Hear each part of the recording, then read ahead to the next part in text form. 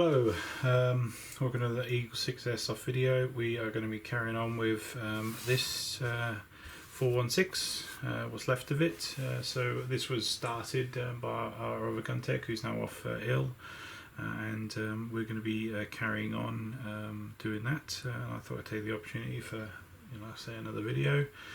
So obviously he's got to the stage of sort of shimming, but I'm just going to go back over that process.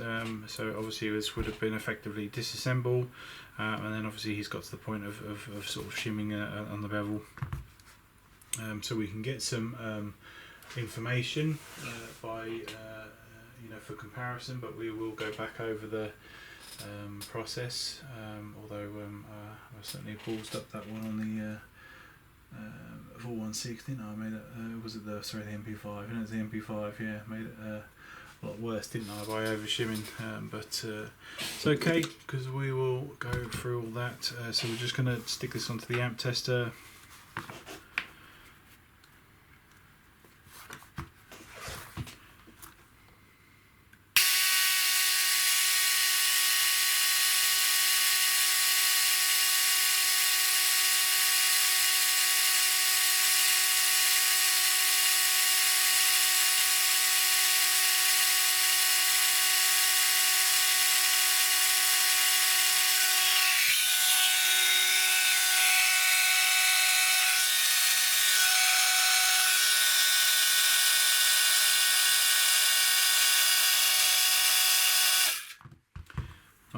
Pretty good result, to be honest. So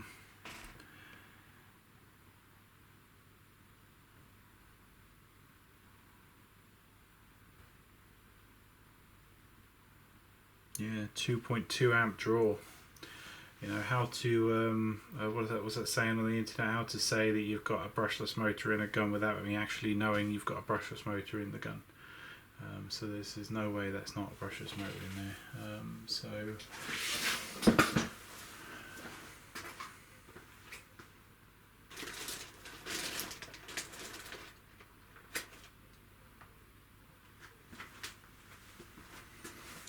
to be honest, it's pretty good results. So let me get the paperwork.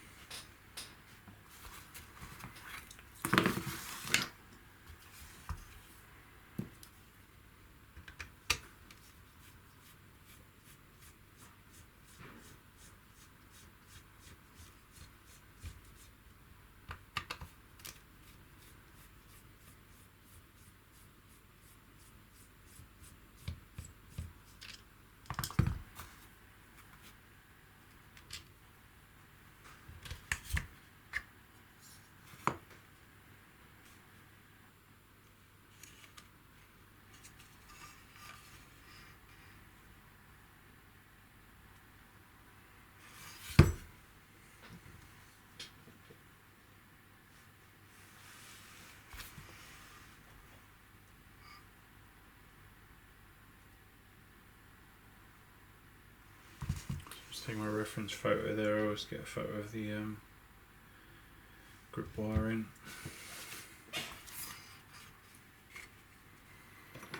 That way everything always goes back the way you find it.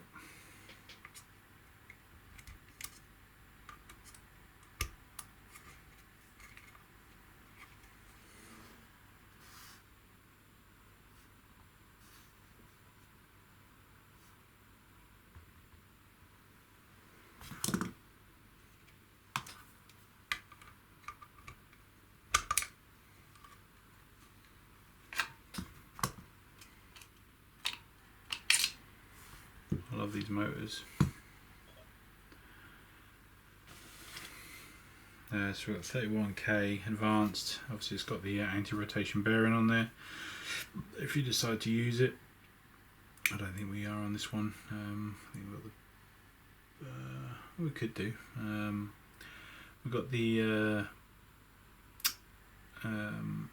so yeah, so this one's obviously the best thing about these is the ease of installation in comparison to the warheads, which by comparison are trash. I know we're still talking about, you know, in terms of performance, 2 Ferraris, but obviously this is a great Ferrari and the other one's a trash Ferrari. So the benefit being, obviously these are shorter than the warheads. You know, these you know, fitment prongs, if you know what I mean, you know, these are so much stronger on this by comparison, and then you get all the performance benefits, you know, of obviously the you know, low amp usage and just better, you know, easier, and that's really it, isn't it? So it's more refined product, and so obviously found that the towers are just more compatible in terms of sizing. Yeah, just overall better.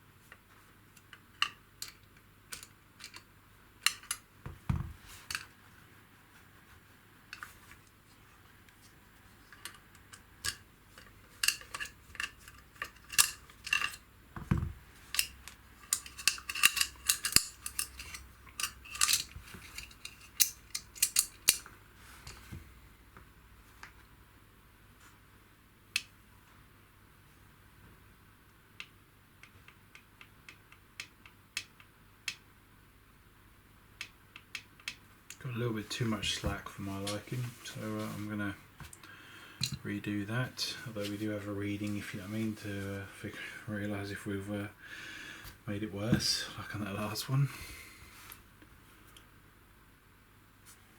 That's the thing, isn't it? You know, I'm interpreting that as more slack, but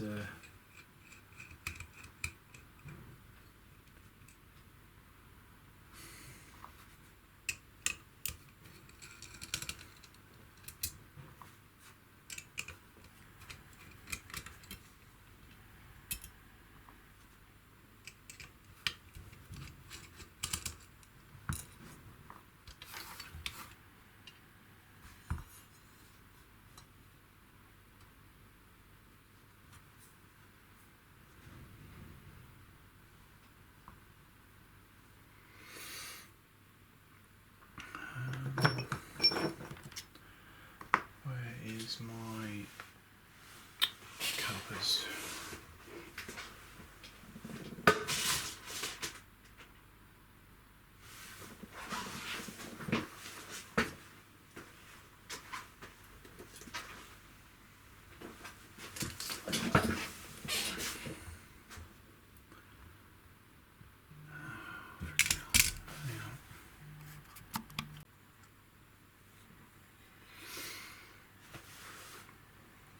Righty, so I've just jotted down the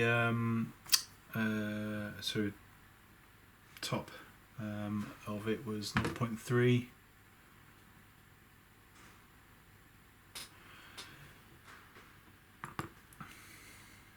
which is this one here, and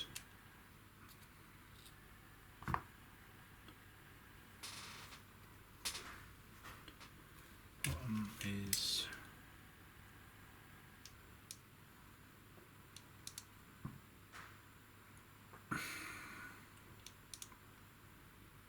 0.94.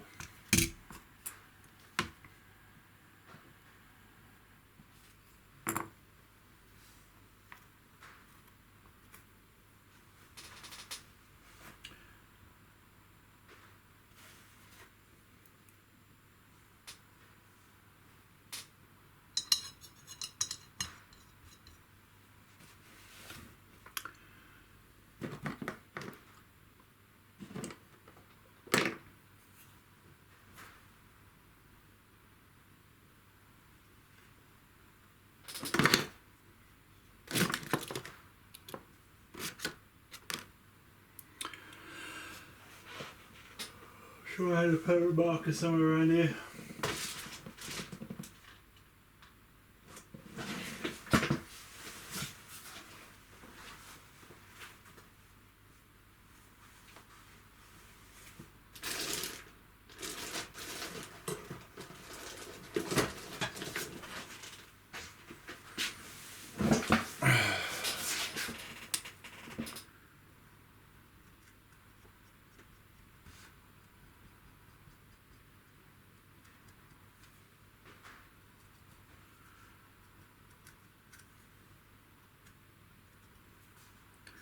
Mark these cables, and then that way obviously we can get this right back into its previous position.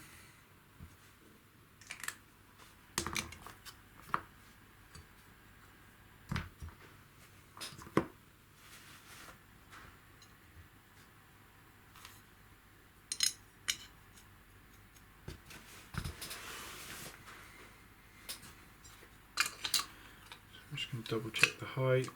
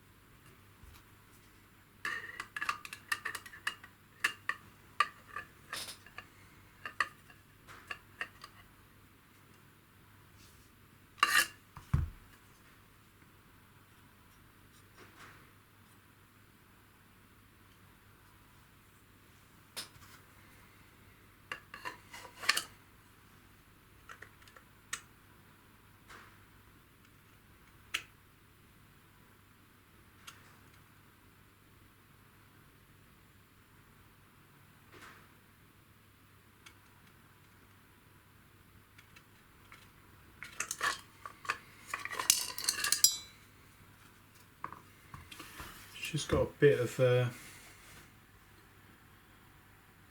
movement, so I'm just going to pop a little bit of tape.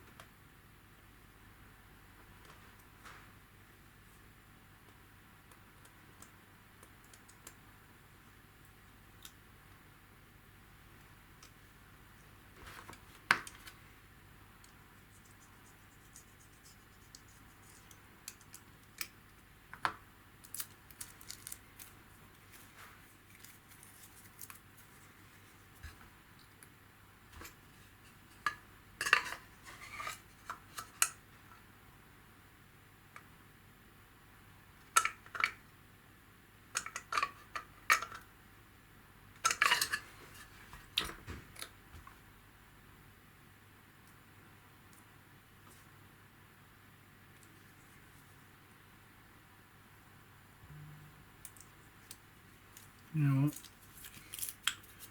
That might be about right, to be honest.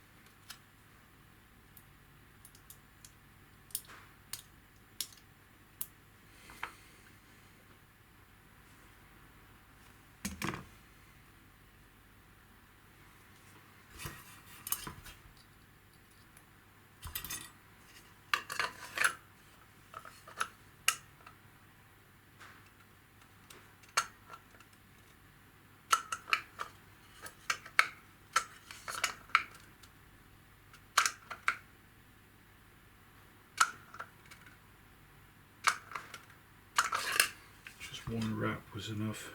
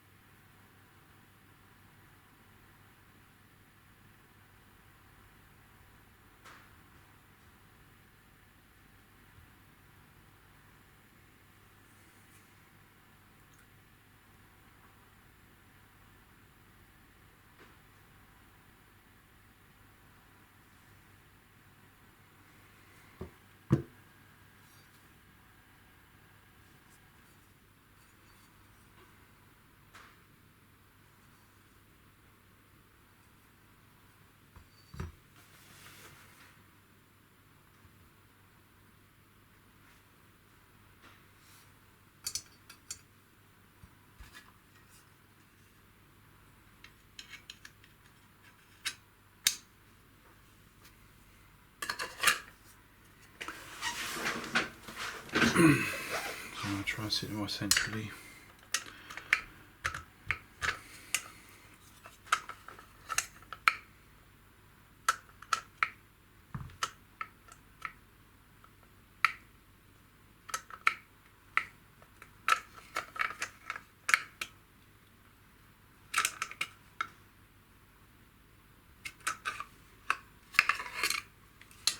I think we're just going to have to do without that tape. Just one single layer just keeps getting pushed off, so either we sit there sanding it, you know, to get that micron, or that is as good as it's going to get with this particular tower.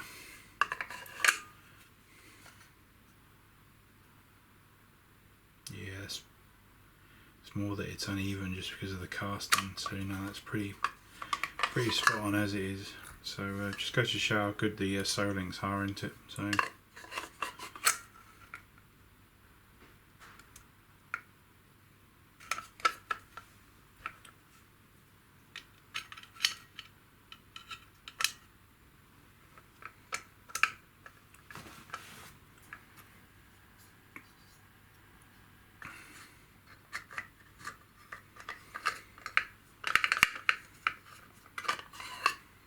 I don't think there's any problem on these ones, but when you fit in the aftermarket motors, I'm going to check to make sure that obviously there's enough clearance there and that it actually fits. You see how there's plenty of room to actually wind this one back in its current setting, and there's room to wind it in more if we wanted to.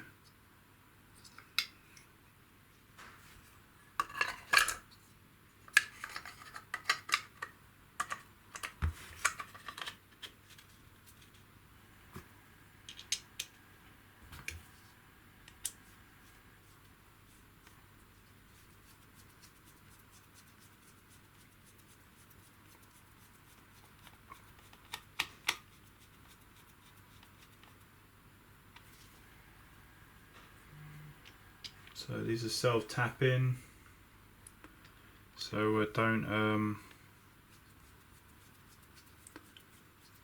over tighten them.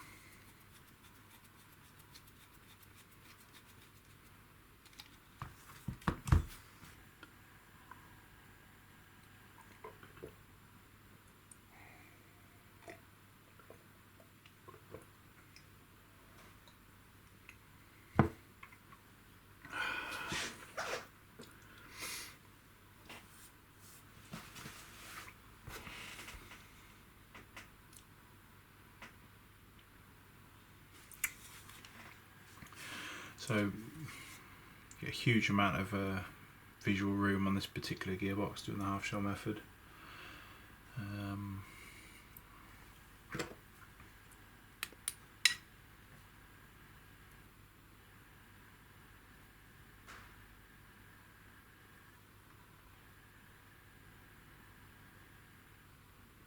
Yeah, I mean, it's like I say, it's right at the back of it. It's pretty spot on.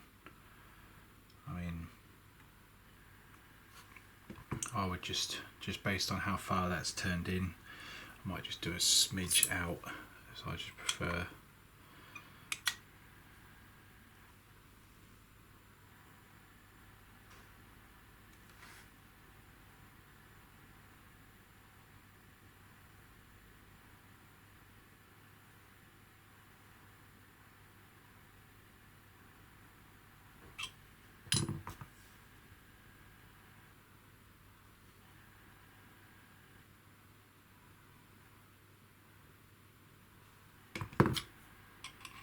Smidge back in.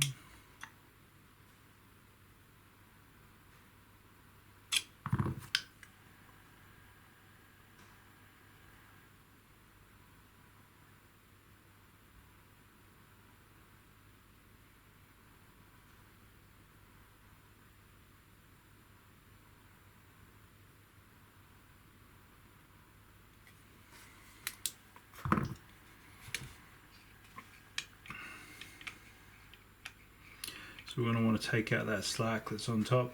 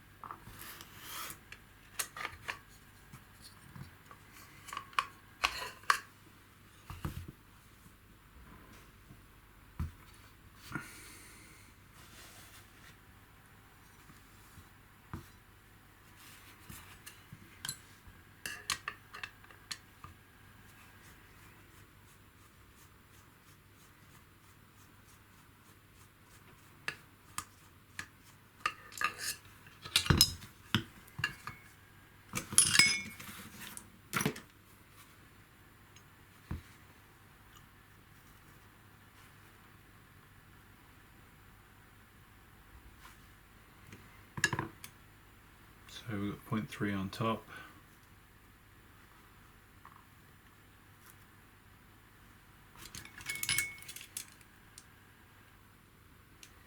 So 5, 5,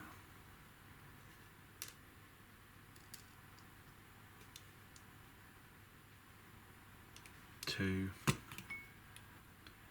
So what we could try doing is move into a 5 and see what that's like.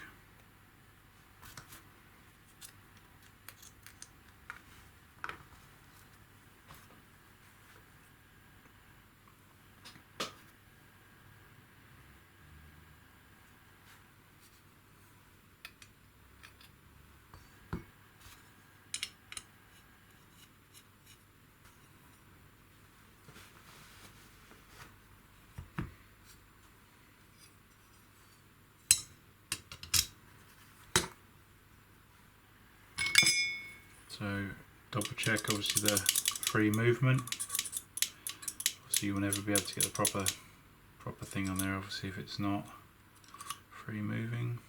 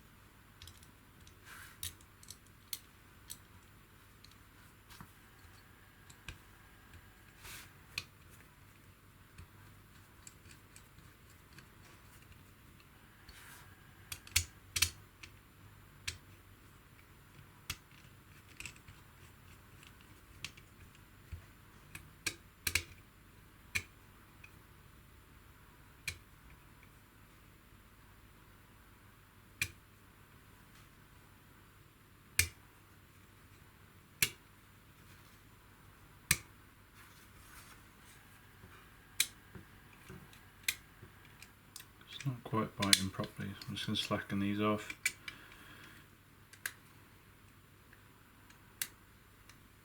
There it goes. So you don't want to force it, you'll just cut a new thread, fuck that right up.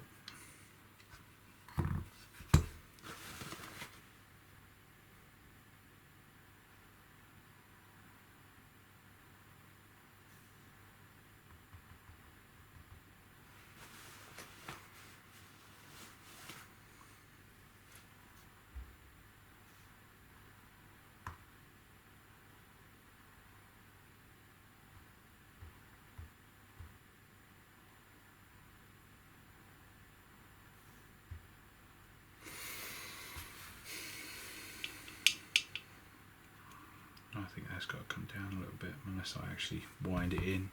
Remember, obviously, you know, Andy's setting of 3 on top there. We've now put 5 on top to move it down to obviously counter the fact that we've moved it away.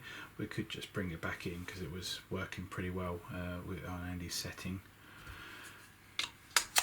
I'm just seeing if I can get it more central inside the gearbox as possible.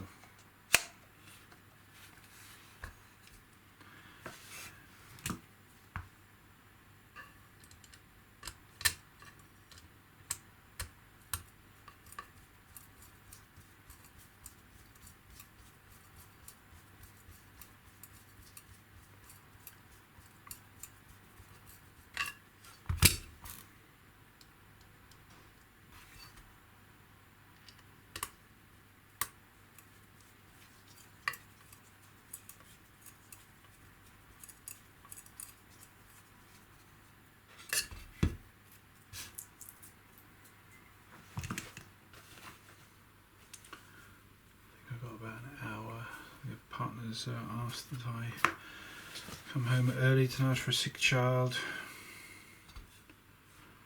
so she can go get the medicine before it closes. Such is life and gun taking, I'm afraid.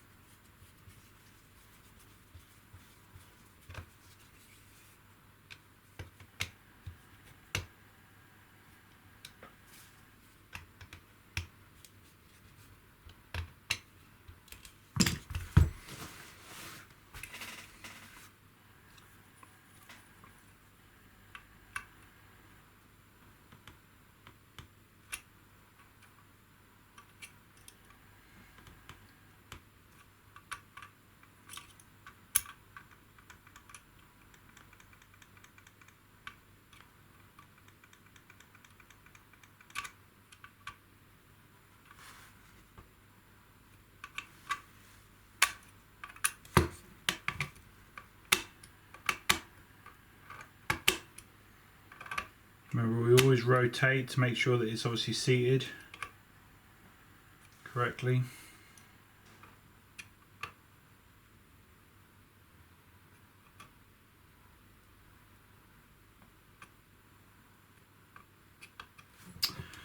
And just remember that obviously it's anti-rotation bushing on this one.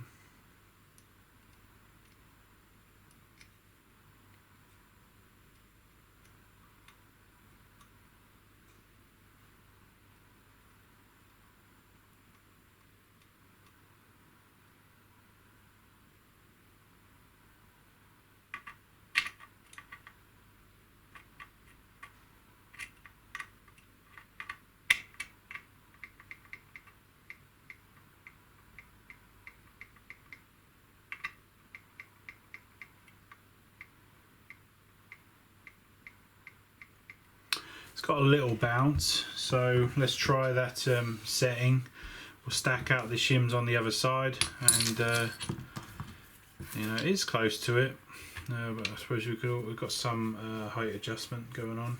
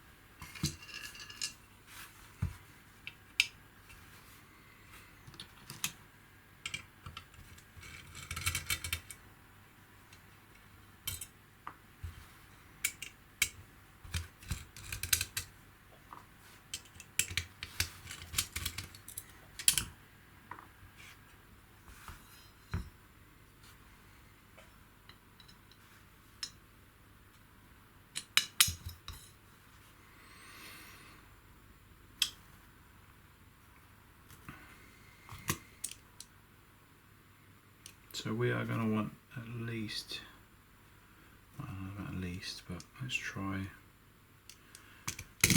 I think that might be too tight actually. We do a full 10.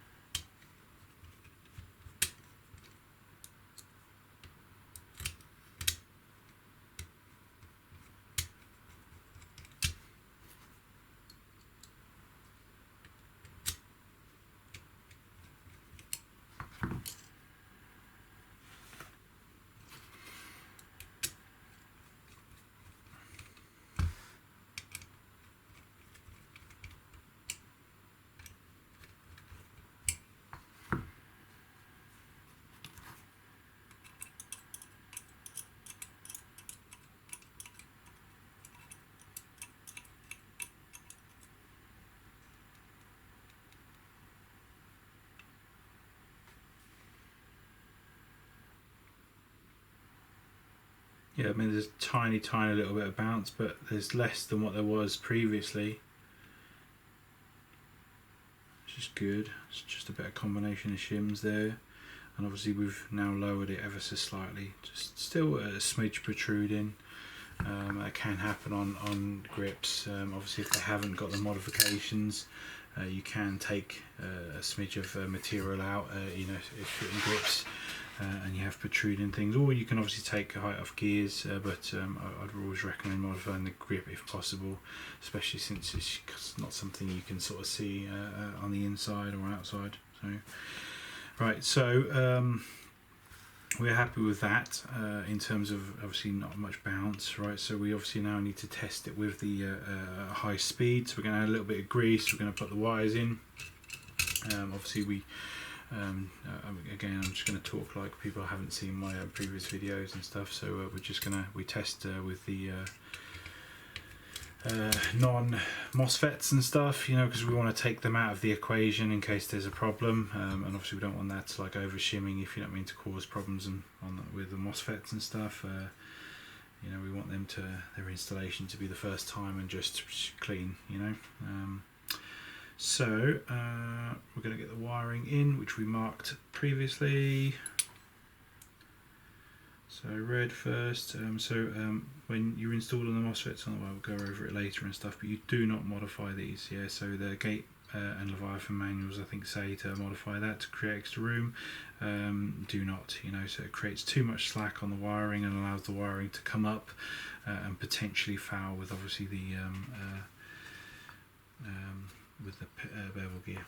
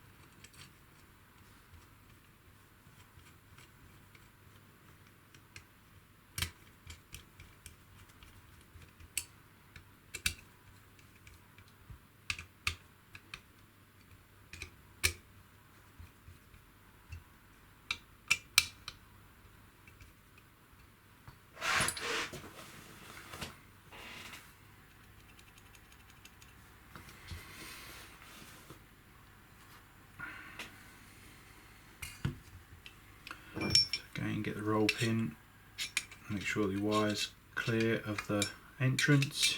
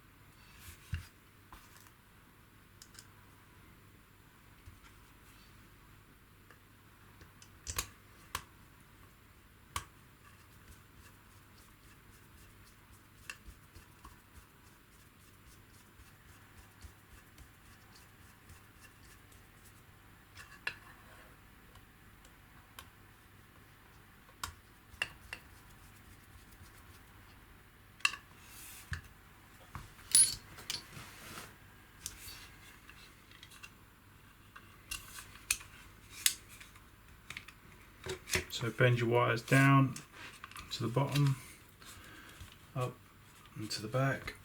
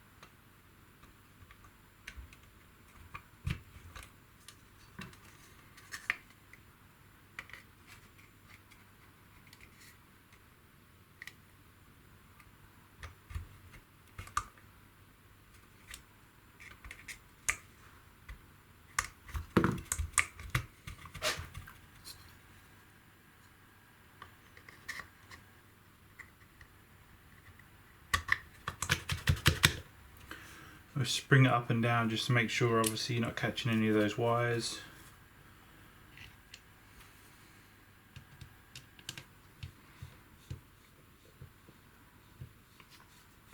This is why obviously the shorter motors and excess clearance, extra clearance that you've got on the SOCOM compared to the the SOLINK compared to the warhead just makes for just a much easier and less stressful life. You know, we obviously used the warheads while we had no choice. Now we've got a choice, so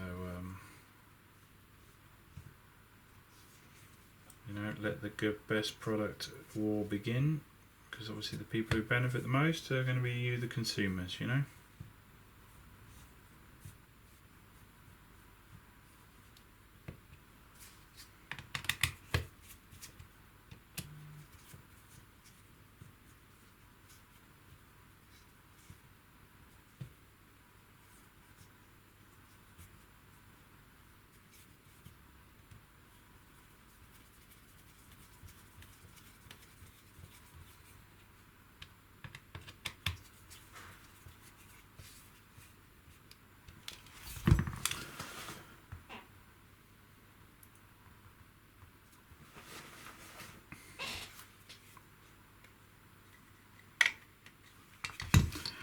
So we're going to get ready with our 1.5 because obviously it's all going to start happening pretty quick.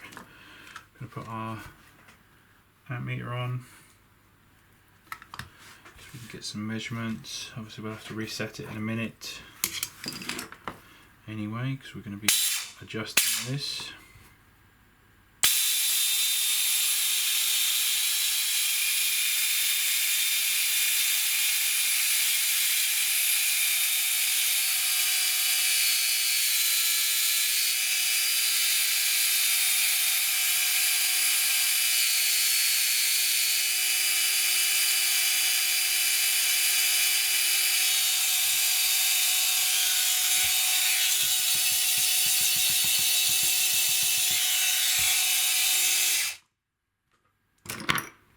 Bit hideous at first, but we know that we're 95% there. We just need that last little bit.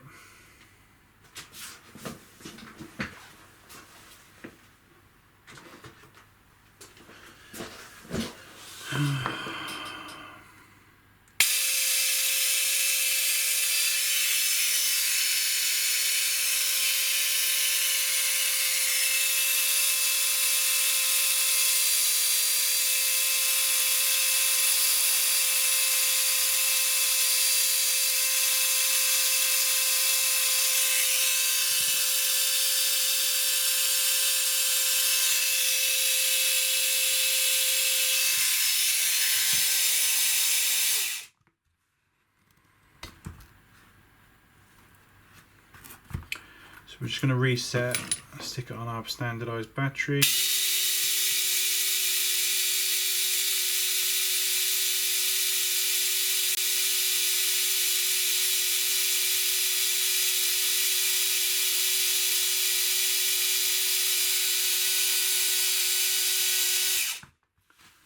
think we're getting similar numbers to what Andy's getting. So like I say, it was technically, like I say, correct and fine. It's just, obviously when we went back in, we just obviously we saw it slightly high, which obviously we think we can do the exact same thing but just lower, and then also there was the slight slack, you know, so we've taken out a play. The thing is obviously play, you know, and slack is a safe way to shim. Obviously you add the slack in and obviously it creates absolutely, you're definitely not over shimmed, but then you have the slack, you know, so and obviously which you don't know if that creates bounce, which then creates vibrations, which then creates shattered gears, especially with weaker gears like obviously the cast stuff, you know. So it's I know that there is a standardized practice, like I say, among especially in the olden days, you know, where it would just be to deliberately add slack, yeah, so then that way it was always safely shimmed, always, you know, low resistance, but that was obviously in the day before amp meters and you know, it was just, like I say, just how a lot of people, a lot of techs shimmed, but now obviously it's getting much more accurate, and we have obviously testing equipment like this. So I'm just going to jot down some numbers. So 22, so 2.22. so it's basically identical. So 2.22 and 17.7 hertz. So the actual amp thing hasn't changed at all, which is consistent with obviously not being over shimmed. However, like I say, I feel like we've removed some slack while still not being over shimmed, which is good. That's good. Great result. It's what we want to get into. So you want to get as close as you can to obviously, you know, no room movement whatsoever, but without obviously drifting into that, oh my god, I've just lost some, you know, created resistance, you know. So, and like I said, the only other way it's possible to make things quieter is by different profile gears. So then you're basically playing a lottery of I'm going to try this gear with this pinion and this pinion with this gear and this, to try and see if it is audibly quieter, which obviously the helical sets are. So in my opinion anyway, so this isn't a helical set.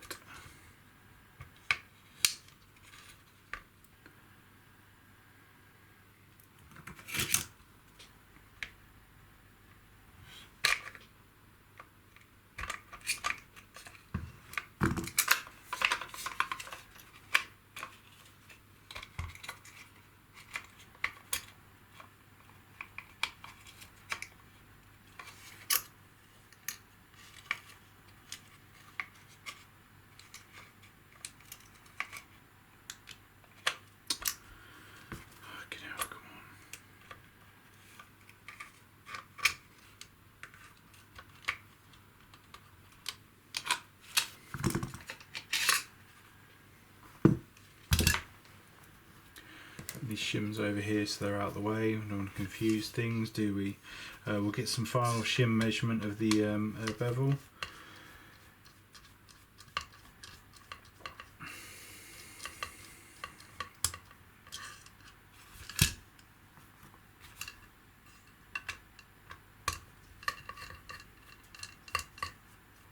It was better to be getting that moving forward, you know what I mean, like no blockages. Just get like no difficult guns like every single day. I could just get some movement on this and we just start moving forward into the right direction, you know, as opposed to just like difficult gun after difficult gun, you know. It's just soul destroying when you don't get any of the like just constant losses, you know. You just need wins. That'd be just better. I suppose everybody just works better like that, don't they?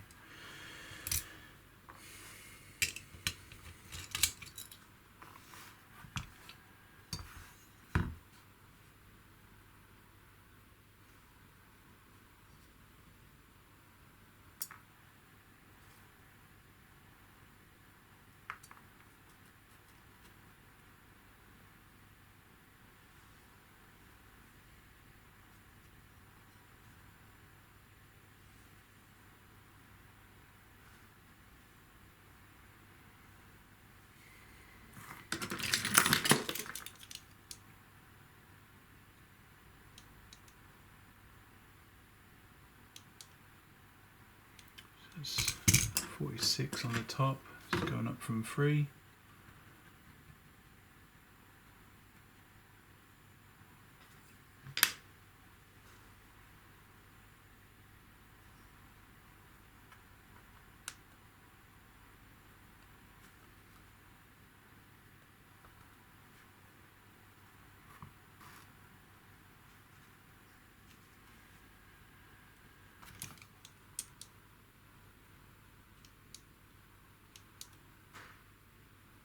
So 0.94, we're moving to, well, staying the same.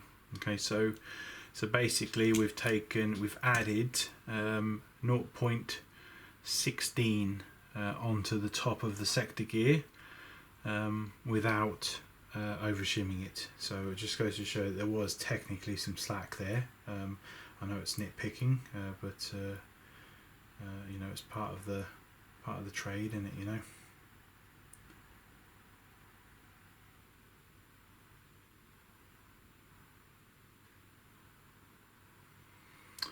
It's literally what I've got to do. Obviously fault finding includes faults that I might do or other people might do. As hard pill as it is to swallow.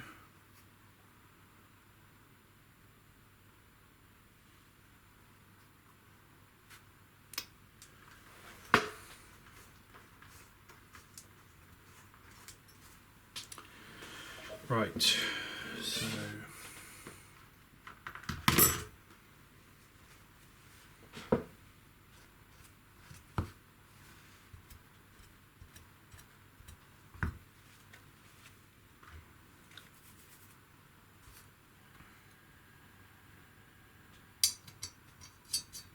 we're going to shim this one up. So as a general rule, basically look at the bottom, obviously see how much it's protruding. We'll start off by just making that flush, right? So because it's the underside of this one, we don't need to use the small ones, we can use the big ones, get rid of them, get hundreds of them. So we've got a 1 there of the big one. Let's see if we've got any 2s.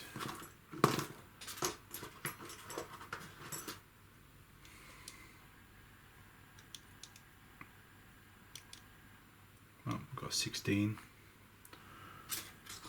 Should be in its own pot.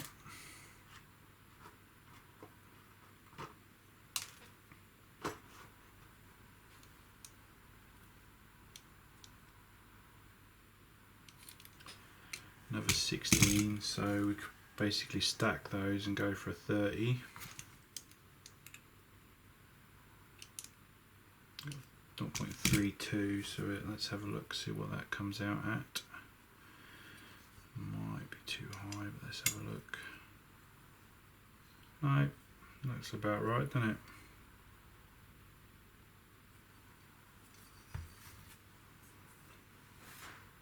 I mean, we have some adjustment, because obviously what we could do is obviously, you know, do this one as well.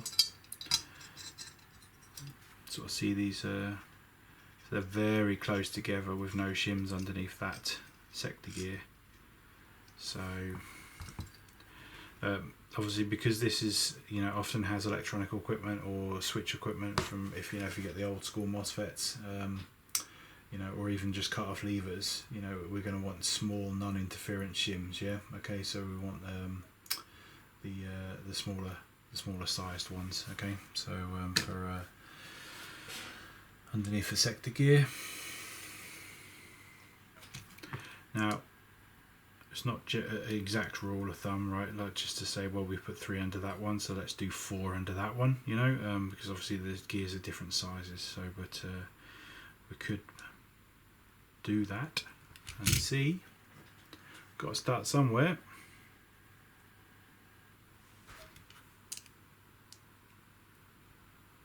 Okay, we've got 5.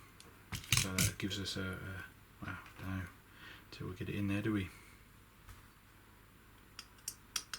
You know, bushings are all different heights, it's just not an exact math until you, I mean, that's very, very tall. Very tall. Big gap. So, clearly not an exact thing. So let's remove the 2. Just stick with the 3. Don't want to go too high on the sector gear again. Old rule of thumb used to be just to shim it really high, but no, can't. Got to pay attention to these things. Okay, so we've got a gap. Quite big actually. In fact, let's drop that down to the 2. So that's interesting. Here we've got 3 under that one, but we've got 2 under here and still got a gap between the 2. Just goes to show, doesn't it?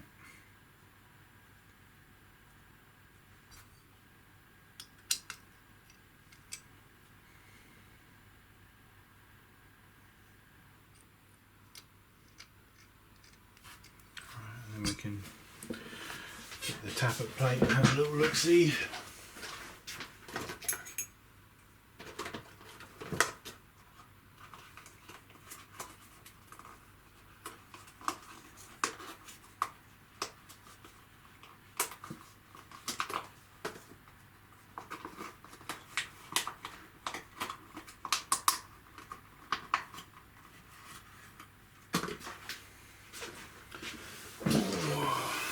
I feel like I'm in a much better flow on this one compared to the previous ones.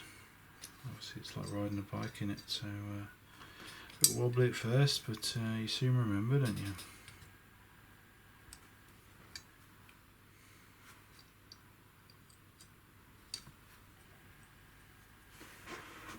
how much inspection room you've got on these gearboxes, these skeletal ones.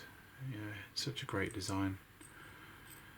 Okay, so it's quite high. You know, there's basically no gap there, look, between the two. I mean, it's not an exact thing there. We could obviously put the other half on, see what it's like.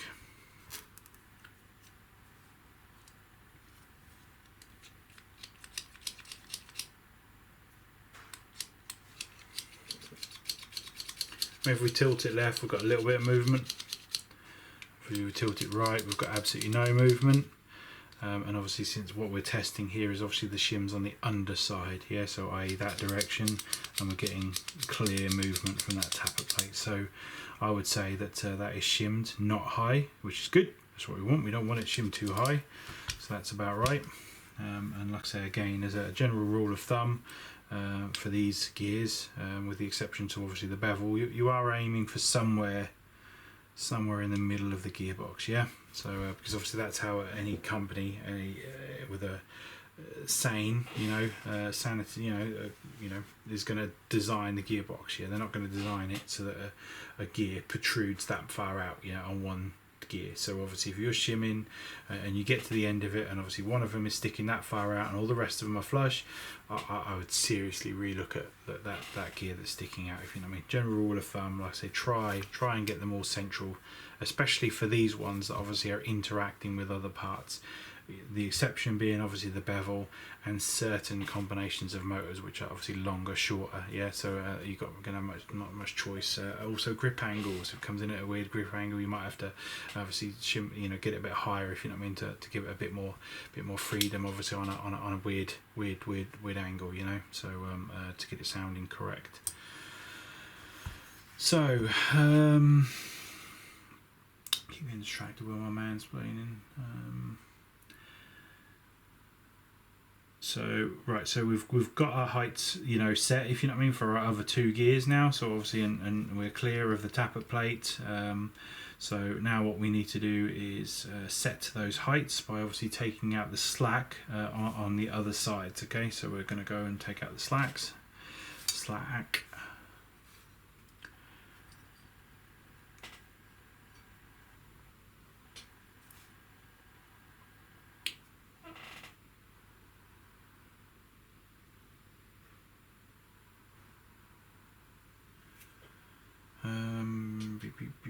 Beep.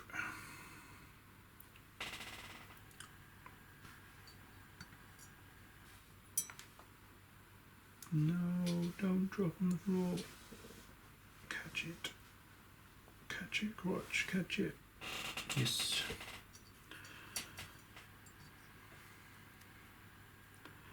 Right, we're just going to take that measurement before we start moving on.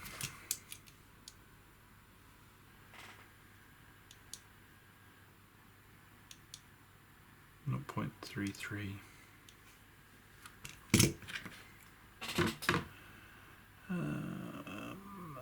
Bottom of spur 0.33.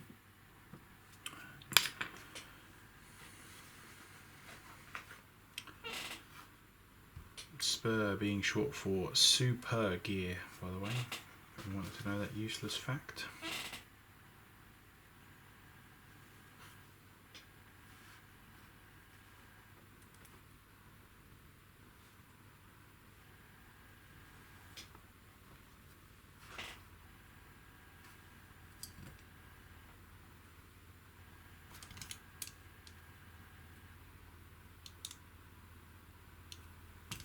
So 0.18 on the bullshit, I read it all under sector gear for the bevel stuff. Let me just move that down.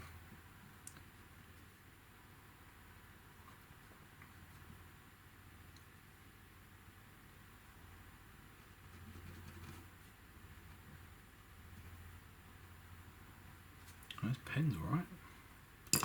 Keep you.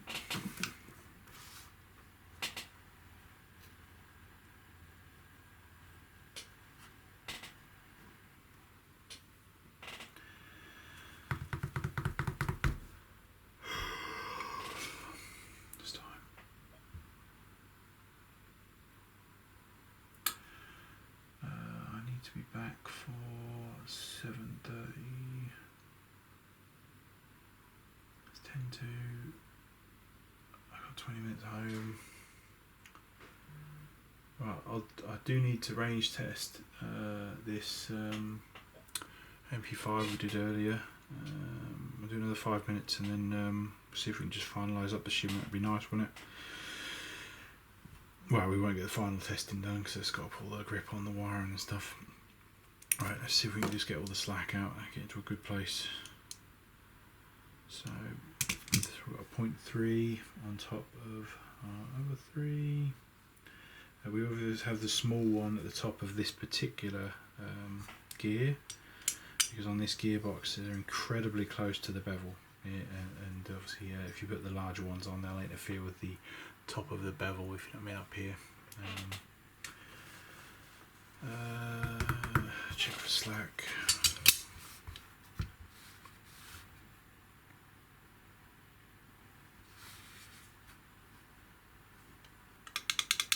Loads.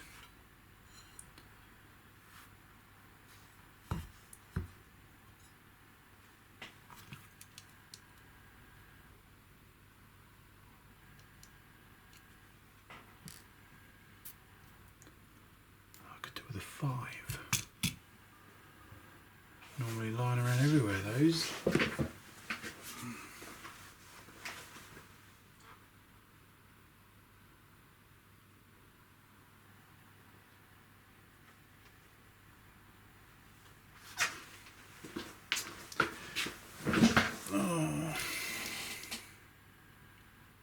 Right, so got 5 on top. It's a bit weird, isn't it? Got a giant hole on that one.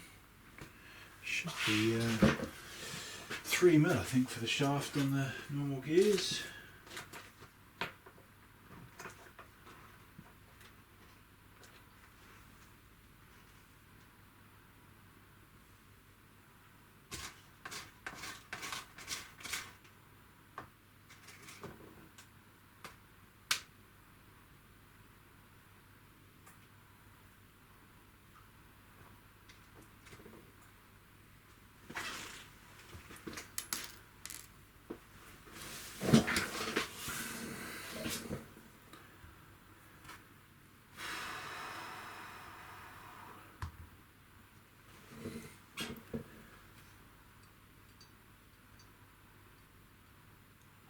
Another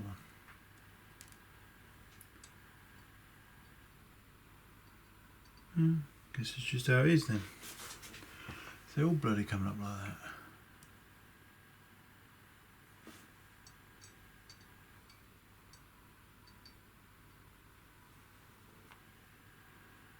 Some less than others. We've got 0.3.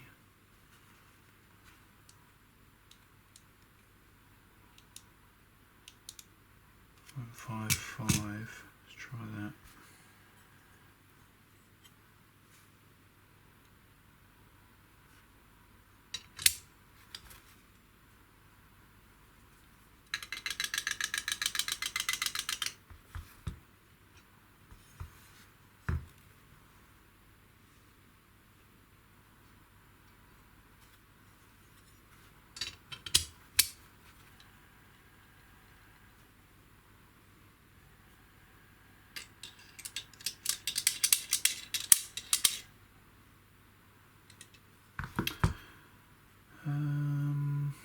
Take out the slack.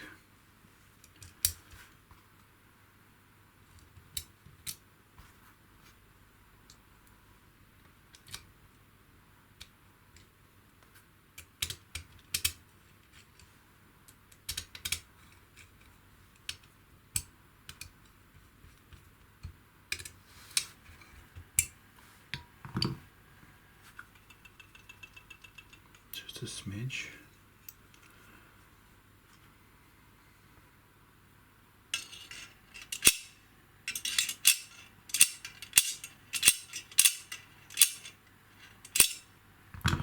Definitely spinning smoothly. The question is, can we take any more out?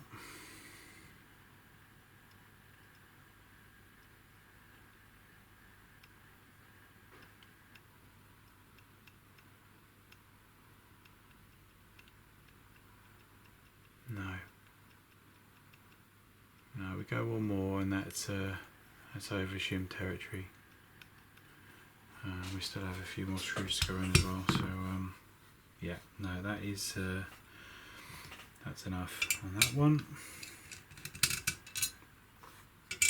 So we'll take our measurements and set that in stone.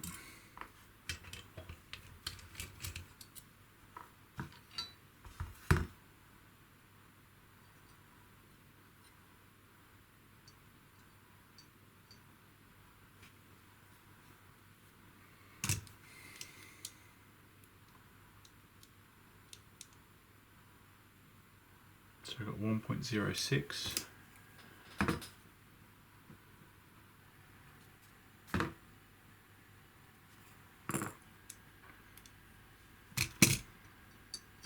We're going to move that out, making sure to recover all shims.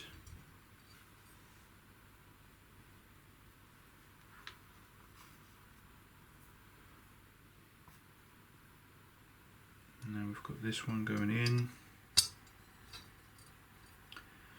And we need to stack high again. I don't like big ones on the top of the sector gear.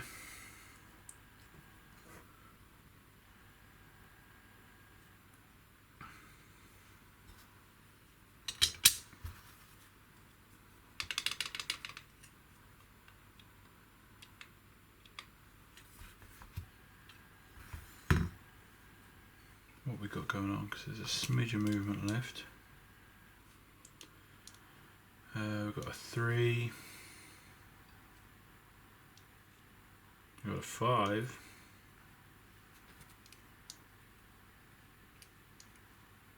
and over here is a 4.6. So let's try the 5, basically 2 5s, basically.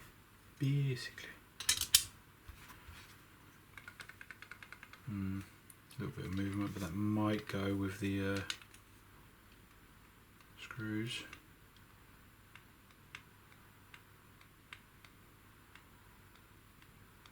Tiny in it, that might be about right.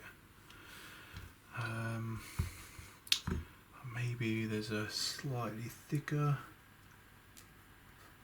Let's try see if there's a 1 anywhere. Got 2. Damn.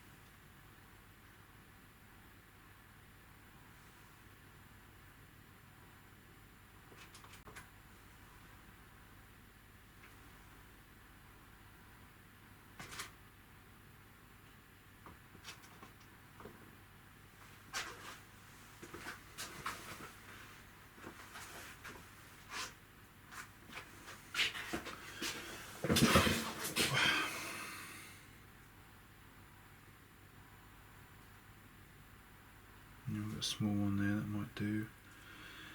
Let's get these measured and put back in their pots. Got like a mixed or sorted, and then put the ones that I've actually labelled. Yeah, so let's try him on top.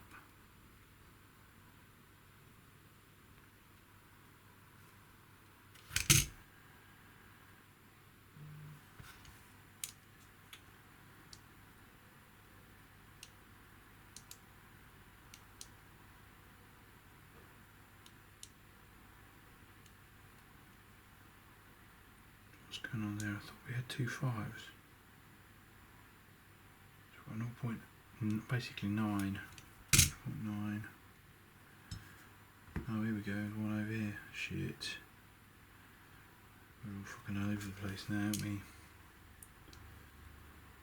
1.36. Hey, I bet you something's wrong here. So I think we wanted we had 2 5s, and then we had a, which we was just looking for a 0 point thingy, weren't we? So I reckon there's a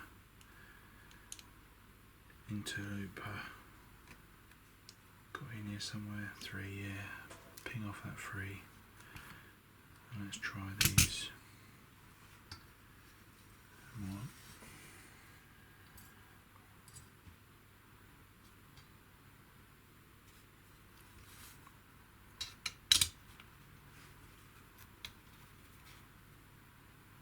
Ooh, no noise at all. Let's put the screws in and see if we've gone too far. It's fine if we've gone too far. We've got a 0.1 we can take off. We just need to make sure that obviously if we've taken out all the slack we realistically can, sensibly, without doing an MP5 from last episode.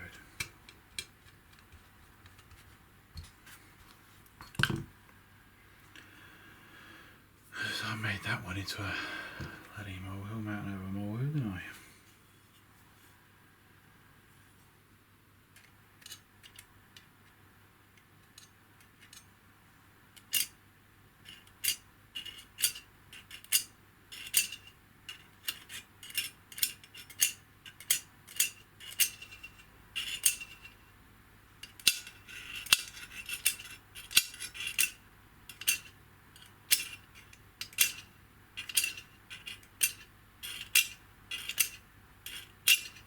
You know, it's close. It does catch. It doesn't have this sort of you know, I'm going to spin for sort of forever sort of bicycle wheel thing to it.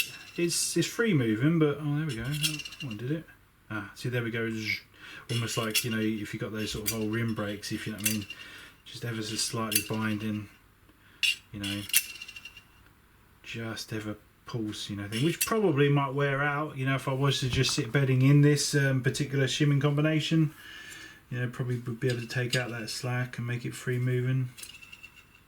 I don't know.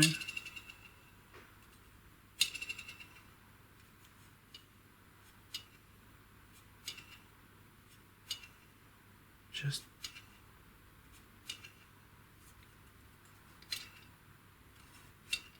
no, we're going to take that out because, you know, we flew too close to the sun previously. Again, you could spend the time to try and test it out as a theory. A little low on that side. I want to go too low, if you know what I mean. But then we've got our height set, so we're happy with that. We're happy with our heights.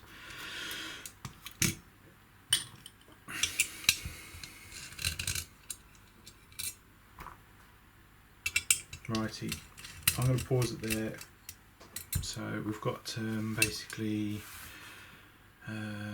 all heights set. So we are now at final test stage, aren't we? Where's our little note?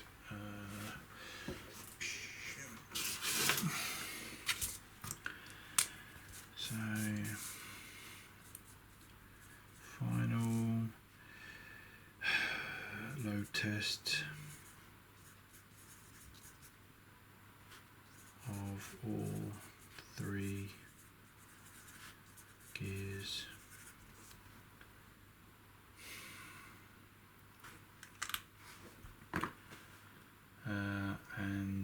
And then we'll be able to obviously just make sure that there's no loss between obviously the shimming and our motor, or as little as possible. At that particular point we're obviously ready for a final reassembly, so we'll get a list done of obviously all the shiny upgrade parts we're going to be going in here to make sure that's an accurate list to reflect our paperwork. Cause remember, we are picking up this build, if you know what I mean, sort of halfway through, so we're going to make sure that we're in a good position to carry that on, if you know what I mean. So and obviously, you know, make sure we're, you know, whenever you pick something up halfway through, you're not quite sure where you are. So but yeah, we'll carry this on tomorrow, and I'm gonna go home. So see you in a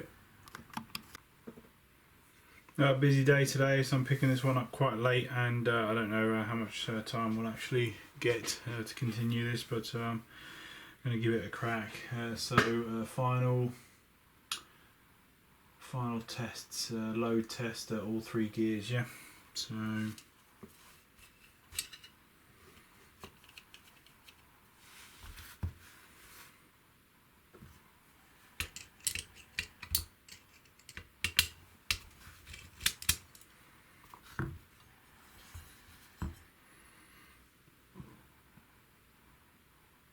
So we've got records of obviously all the shim positions, so obviously just in case they get moved about, we have them now.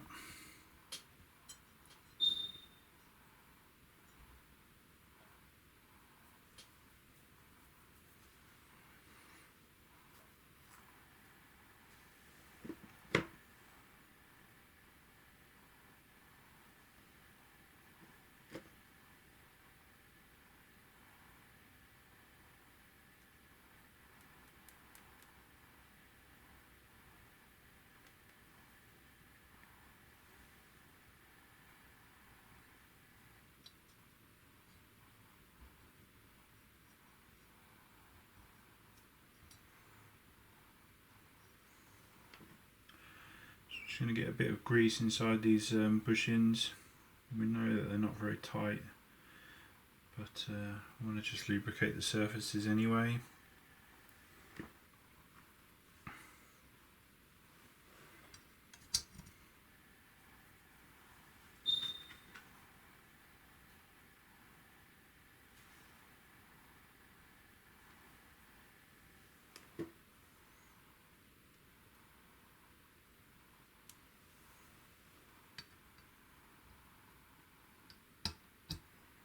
So grease wise, we use this Abbey LT2 grease, so it's obviously a high temperature grease that's designed to stay in place even if the temperature is getting quite hot, obviously metal on metal gears.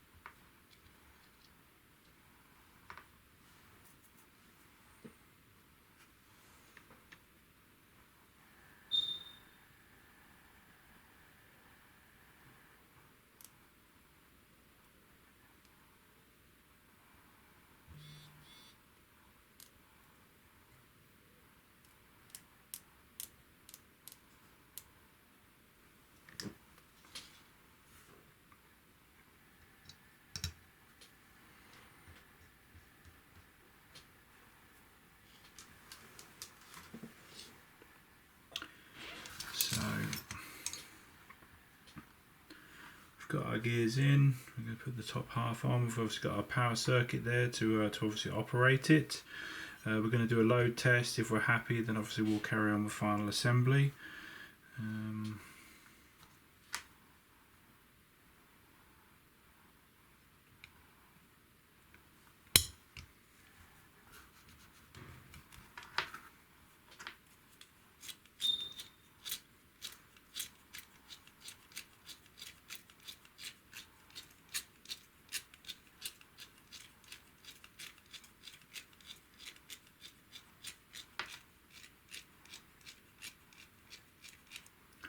So just turning it, obviously A, make sure it turns, you know, but B, I'm just moving some of that grease around before it runs at high speed.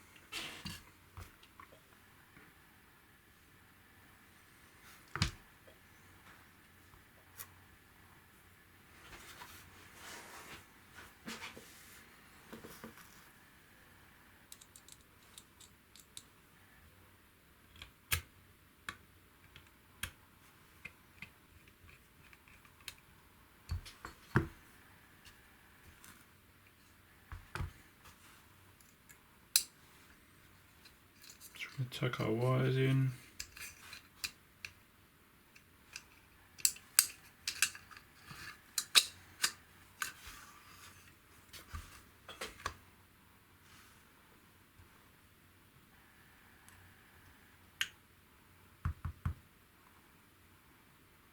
Where's that screwdriver's gone?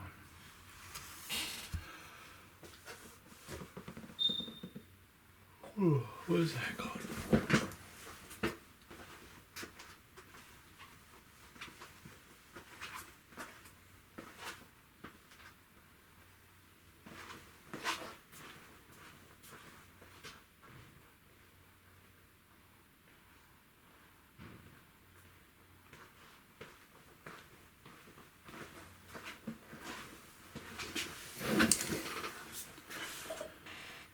Tomorrow I'm going to try and do a longer day on the gun taking.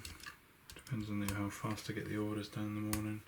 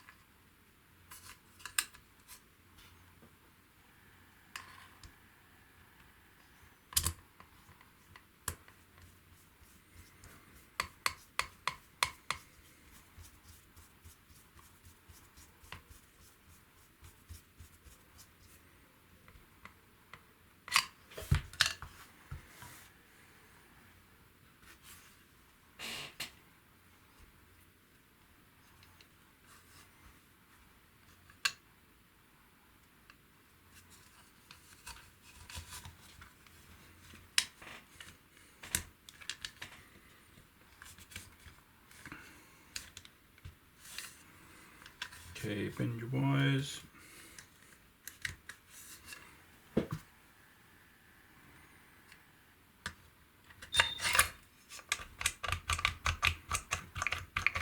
So make sure your motor springs up and down.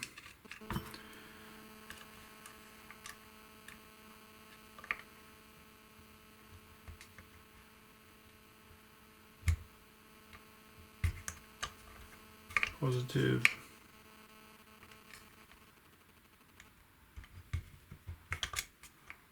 Negative. Spring it up and down. Make sure you got your gap between the two.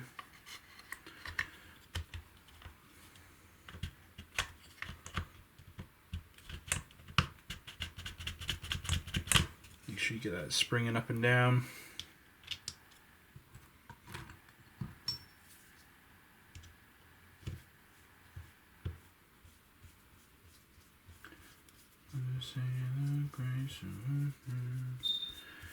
My condolences to good.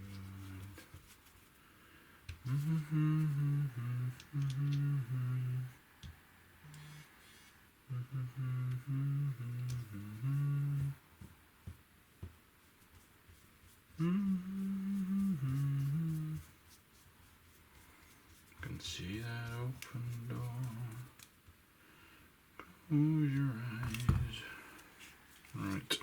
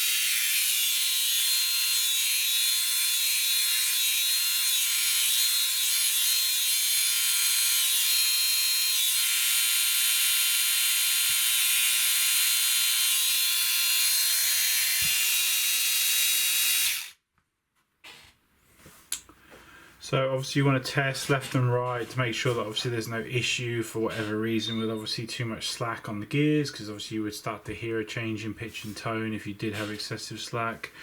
It could indicate, like I say, it's leaning and therefore rubbing, but again, in theory, if you've got no slack, it shouldn't be an issue. You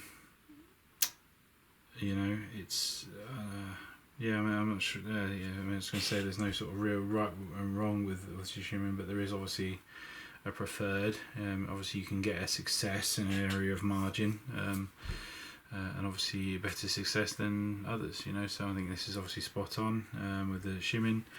If we just jot down more of our records. So again, this is part of our QC to try and make sure that obviously we haven't done human error like the MP5 build, the last MP5 build we did. I obviously tried to improve on Andy's shimming. I put one extra 1.0.1 shim in there, and obviously trashed about 2-3 hours worth of work. So yeah, that was great. So all part of it, I'm afraid.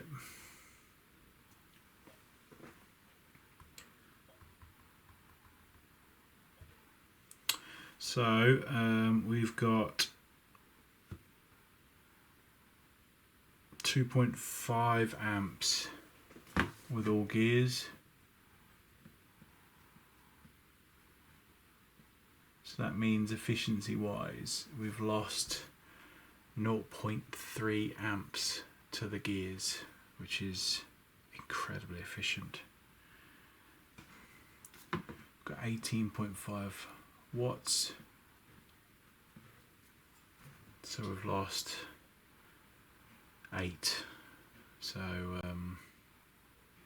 watts, you know, to the actual gear train itself. Now obviously we're gonna lose more when we add the spring, because it's a big old spring, but what we want to make sure is obviously before we add load, because load is going to exponentially increase, you know, the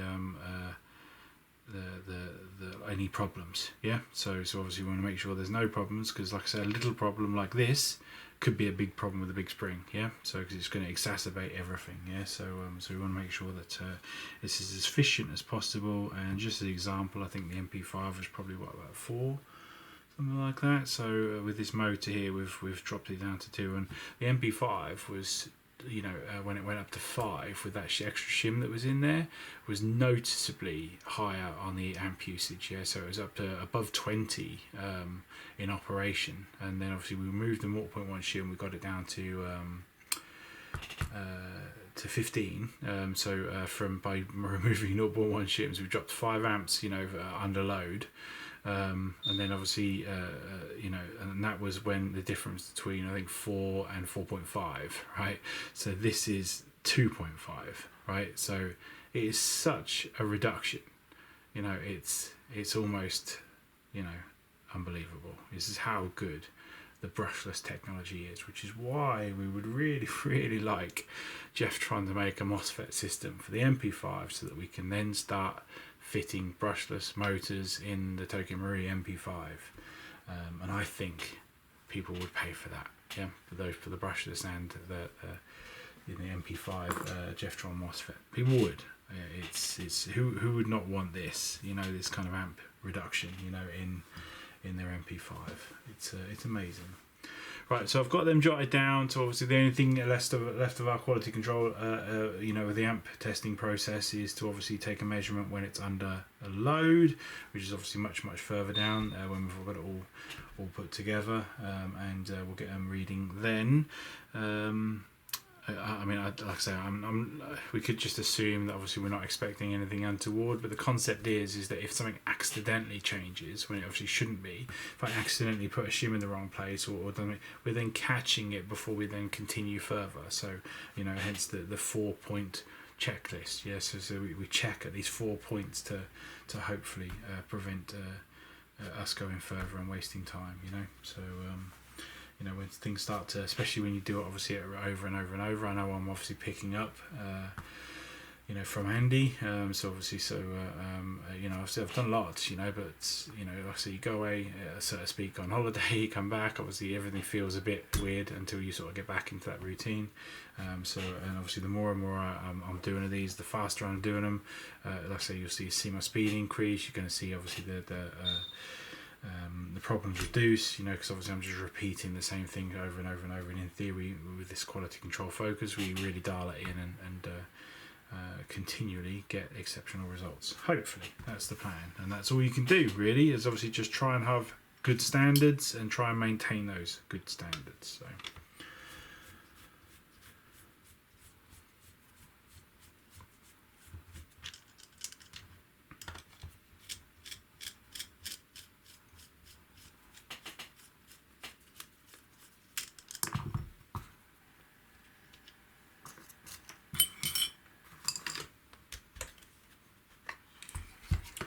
I'm just going to unplug this watt meter. I have a horrible tendency of leaving batteries plugged in, it drains them.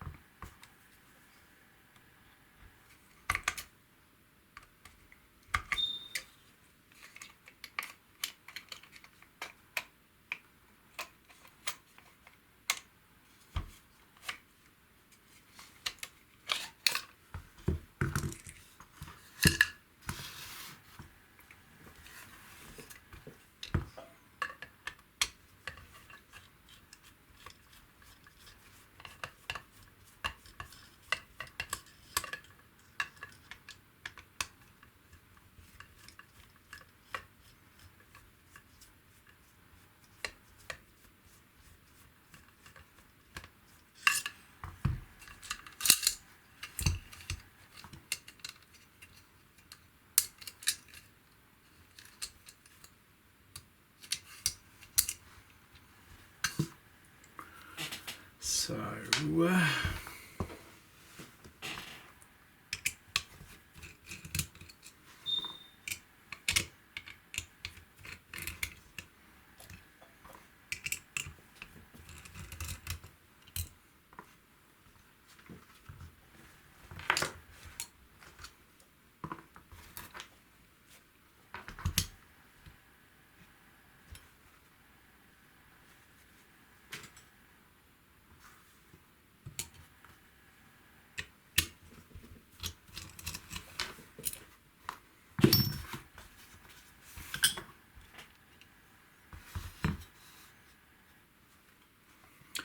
okay, so we've already checked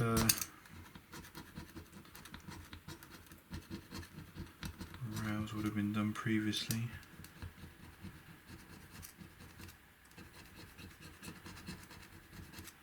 Mostly the polishing is to get rid of these seam lines.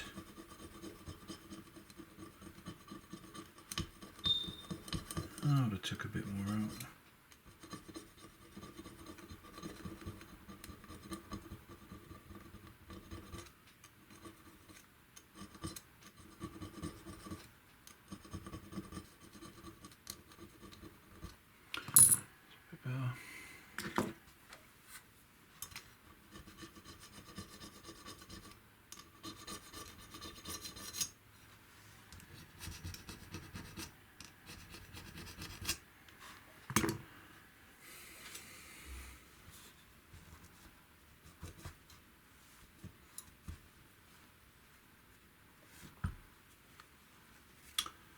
Okay, so we are going to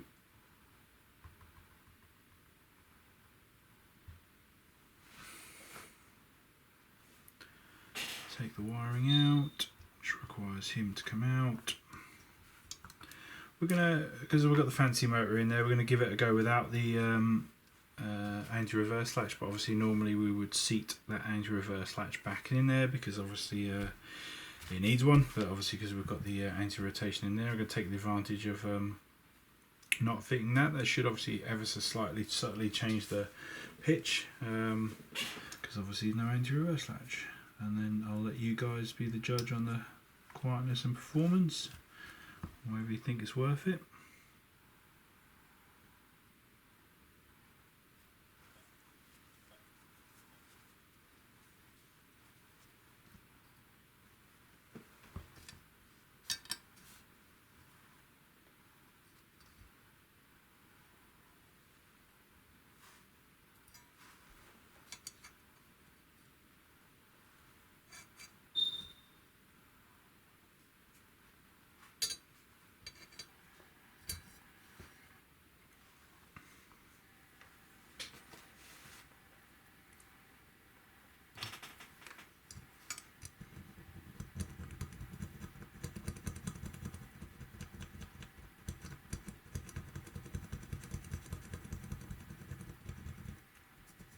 It's optional, but you can just take off the burrs off there if you want to. We are putting screwing down a PCB onto that area. So we've got this spur gear.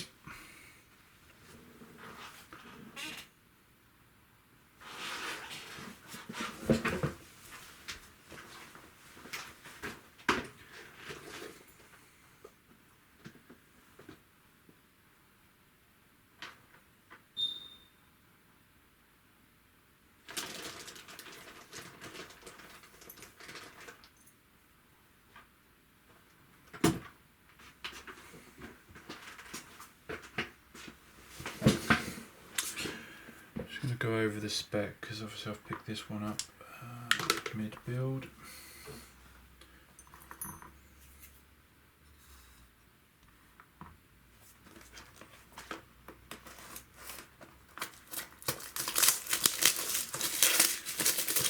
I must admit, Gates new software revision on the 4.4, I think it is, or 3, whatever the latest one is now, 4.4 I think, it's much better.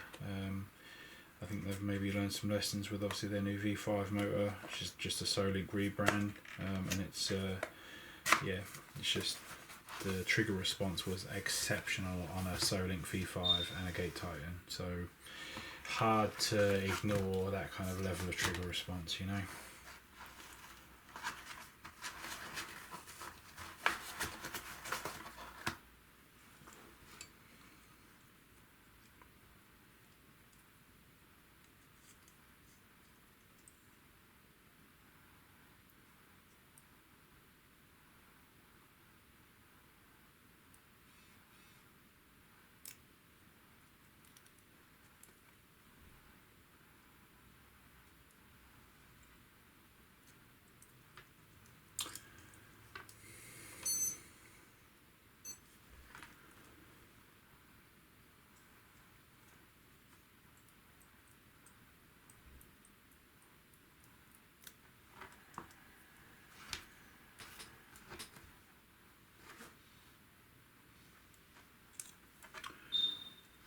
To get the screw and installation kit.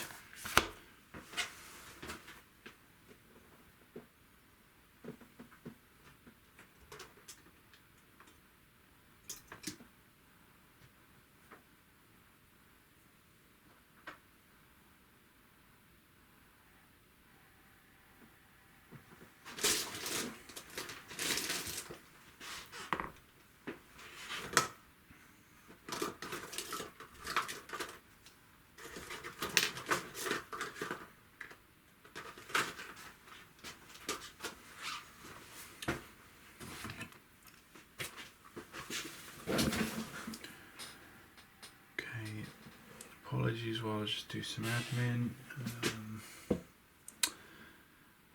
Where's my good pen gone?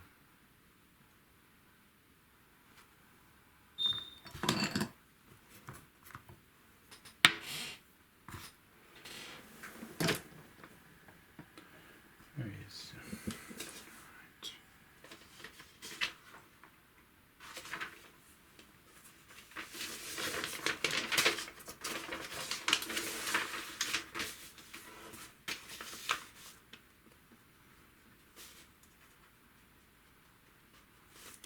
Okay, so FPS nozzle, and then we're combining with the Promi tappet plate. That's because we had some worn FPS tappet plates in a very short period of time, and obviously, you know, just a very, you know, obviously we just can't afford comebacks. Basically, you know, the cost to us, you know, is 50, you know, bloody tapper plates in terms of labour hours, so it's, you just can't afford it, you know, so we just, you know, it has to be, you know, meta builds every time, no comebacks. So so we've got the FPS cylinder head, excellent product. Obviously has this nice, really great Sorbo pad, double O-rings, modern design. Yeah, so it's much more modern and robust than the Prometheus one, and 1/3 the price. This Prometheus should be cancelling its product, and it should be doing this. There is just no ifs and maybes. It needs to be redo its lineup with this if it wants to remain competitive at its price point. It's only selling on its legacy name currently, and the fact that obviously people had success with it for years. There is simply better now. Yeah, so that's when products need to be revised. So but I've messaged, they don't care, they don't listen. So it is what it is. We stock other brands bits now. We have got cylinder, so FPS cylinder, a little bit bigger than what I would have initially gone for, but we're out of stock of the other one, and all we're doing is over voluming, which is never a bad thing on a 3.332 build.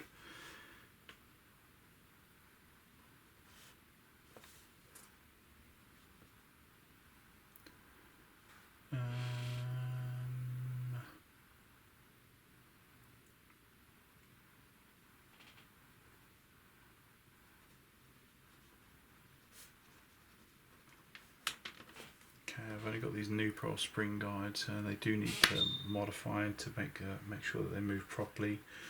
I'll do that in a bit.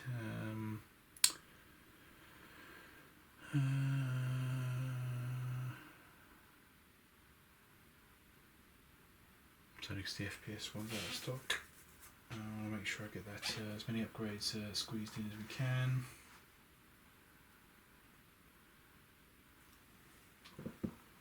Obviously we're going to be fitting the gate tighten.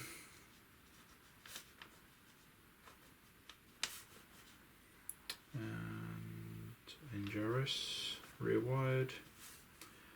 Got the Solink advanced long type in a 31, which we're going to be combining with the Prometheus. I mean, Prometheus still remains pretty much top of the game with this gear set. It's even though I'm not a huge fan of sort of cast gear sets, you obviously want from one piece. You know, the failure rate is near non-existent unless there's obviously a problem. You know, and so it's a very hard, very robust. Offers 2 ratios, all for a fantastic price of $64.99. Extremely good and competitive product. Thus, we install it and we buy it and we fit it. So more like that, please.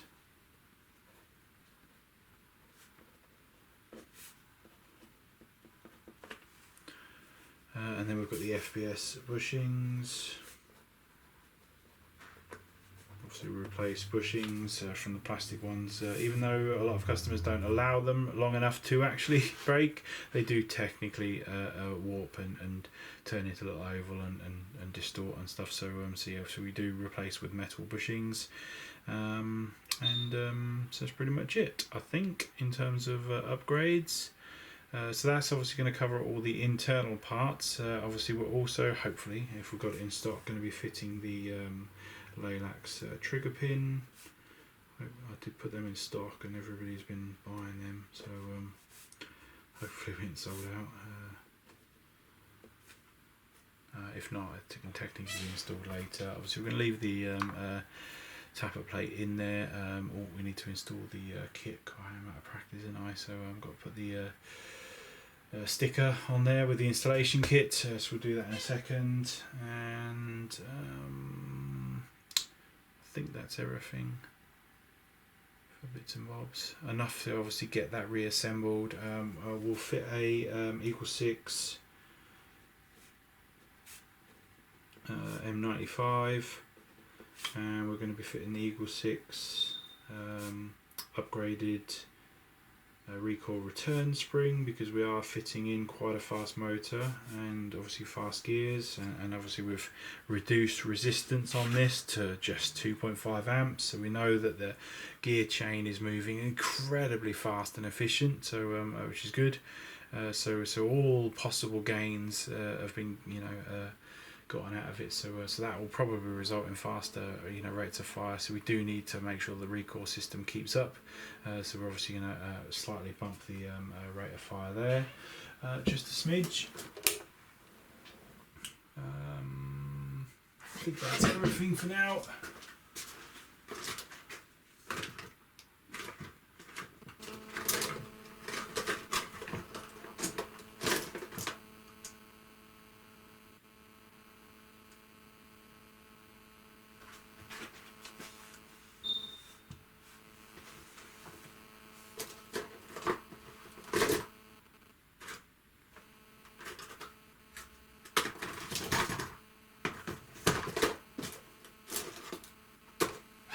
Right, excellent.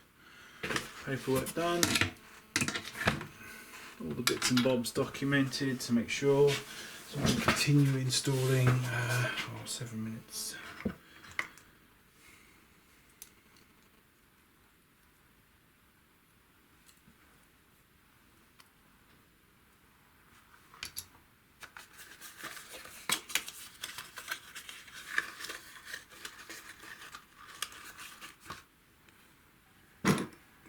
Tighten sticker. Thank you, please.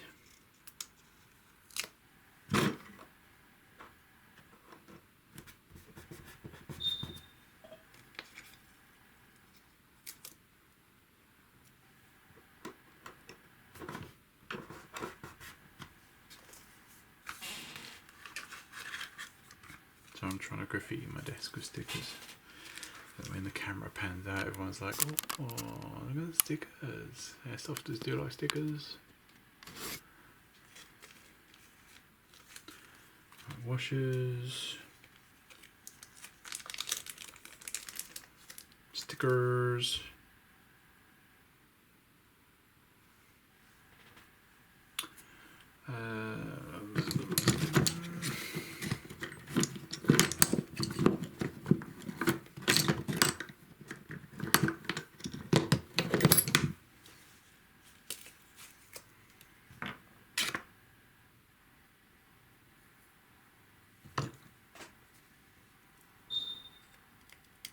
Oh, crusty.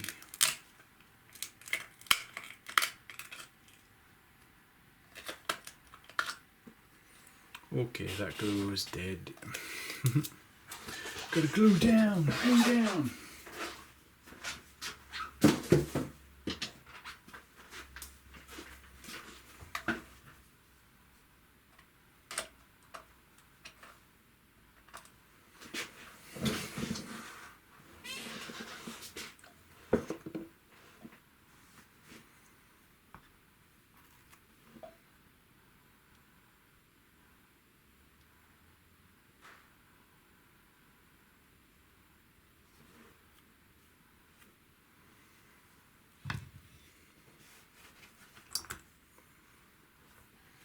So we're just popping a smidge of glue on there. They do come with these stickers, but honestly it's just not worth a point of failure for this coming unstuck.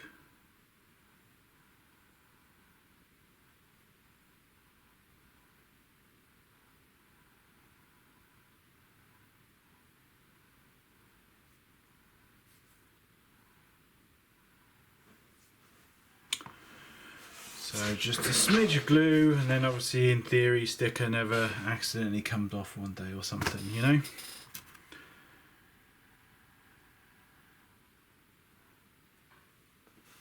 So obviously as you get failures, obviously which are inevitable as gun techs, you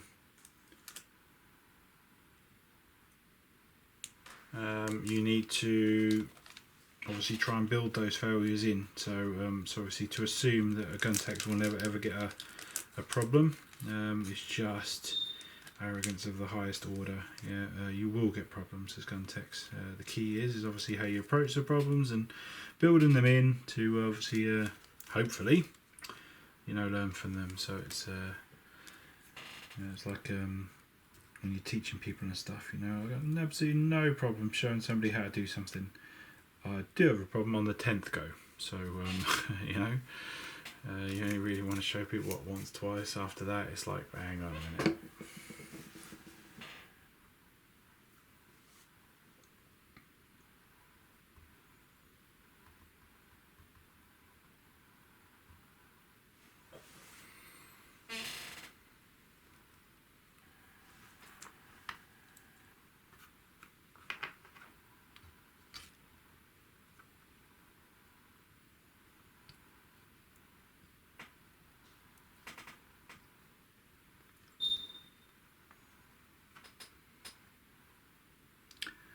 Okay, so we start with the red, thin.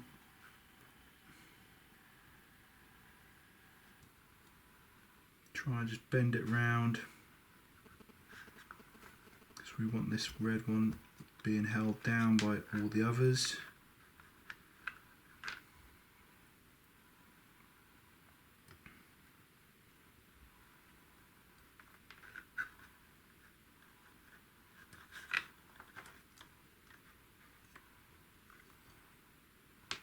I'm just going to pop that screw in while we have access to it. So we always put the metal one on the outer edge, closest to the screw. We're going to reuse the screw that comes with the switch set, although that seems a bit long, but that is the one that's come from over there. Yeah, no, it should be right. We'll turn that on there. If it sticks out too far, we can always just shave it off. I need a screwdriver like you.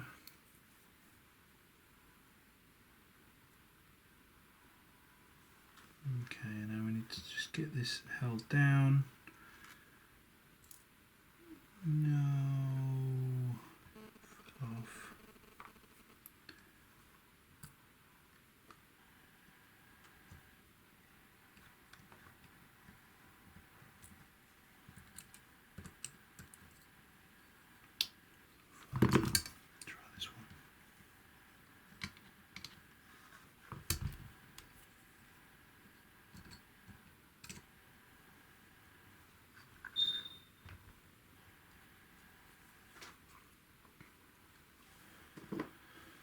Just try a bit of grease on there.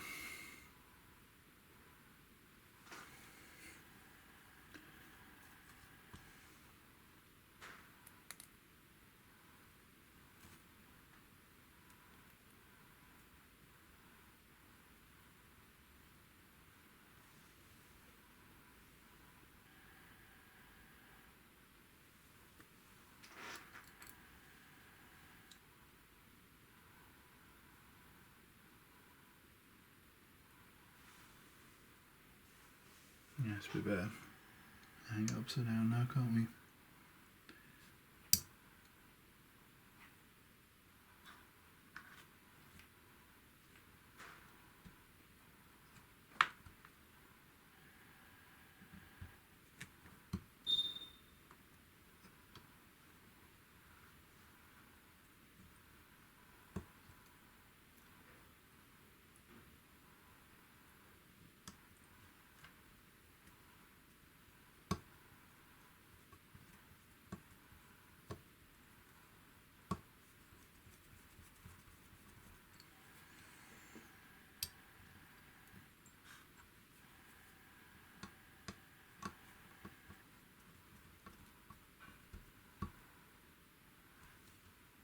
So make sure it's flat and flush, and then don't over tighten. So now we want to do red.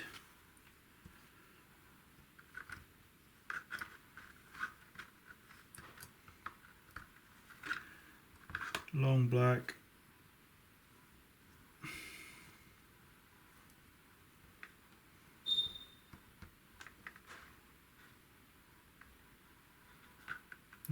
tend to do is take the red and basically push it to one side. So it's obviously you've got the red there, black there, yeah. So you can get that orientation, and then we can use short black to hold that whole thing down.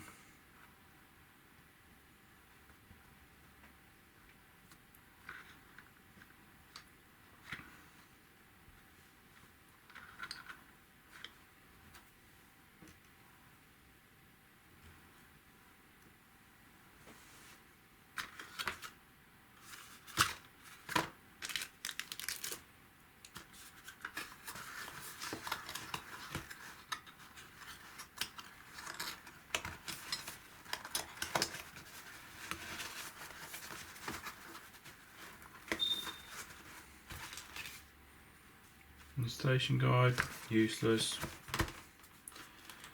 Patch, relevant.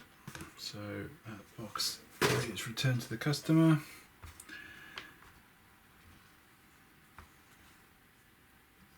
Okay, so you want to get sort of this so that obviously these are sort of at equal length.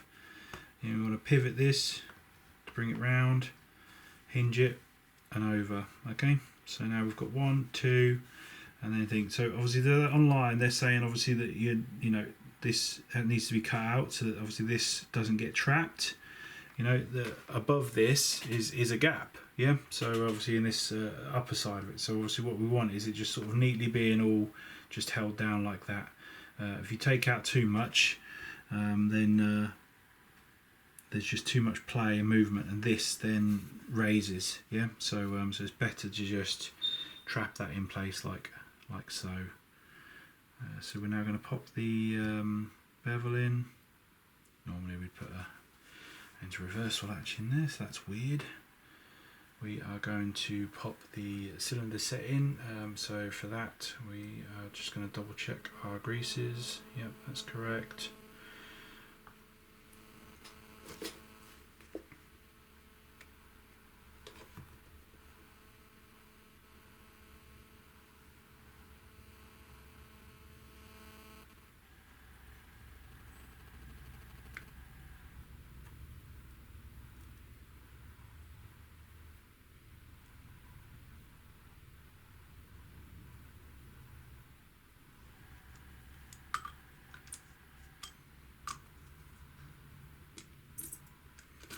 So double check the piston. So obviously we've got the rack seated. Obviously we've got the first tooth removed, and then top of the second tooth has been removed, if you know what I mean. So for better compatibility with the 16 plus round per second builds.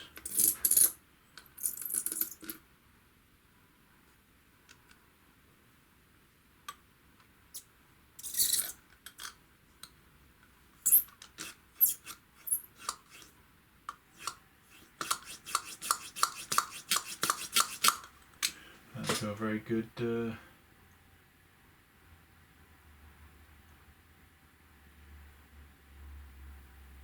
air seal there, is it?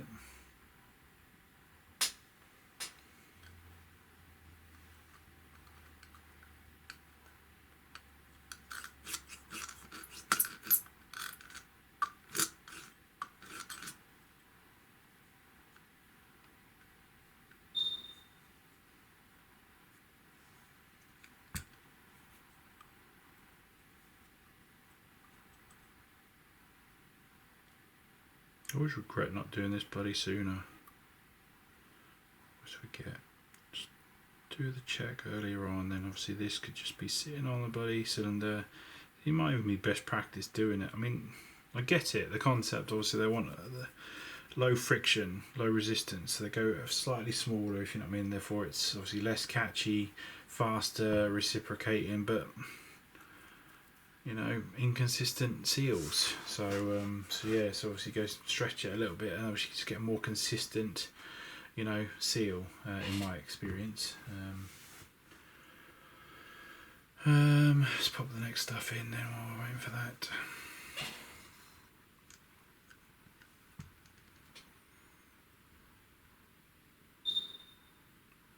Well, there's not a huge amount to do, is there? So let me just check the screw that was coming through. Oh yeah, crikey, that is much too long. Can't really see it, but that screw is has come through on the other side there through the thing, so I'm just going to Dremel that off somehow without tipping all this.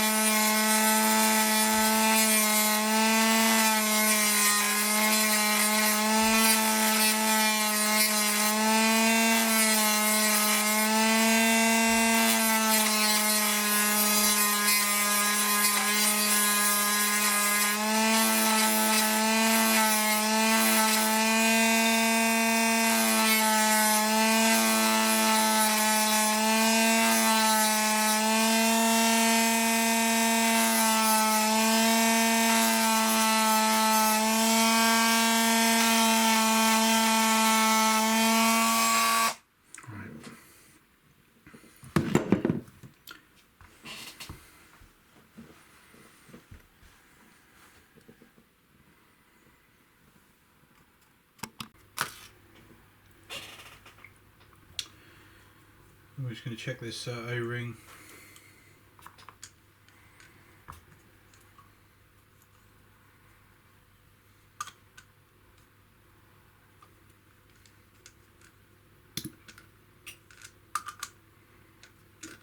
So it's got a much better seal on there, if you know what I mean. So yes, it's a little bit tighter, but obviously there's a chance that, probability that it will obviously slacken up a little bit, and obviously I'd rather have the better seal, if you know what I mean, an extra resistance, and I would obviously no resistance, if you know what I mean, and you know, obviously no friction and crap seals. So we need the good air seal. Alrighty, so nozzle.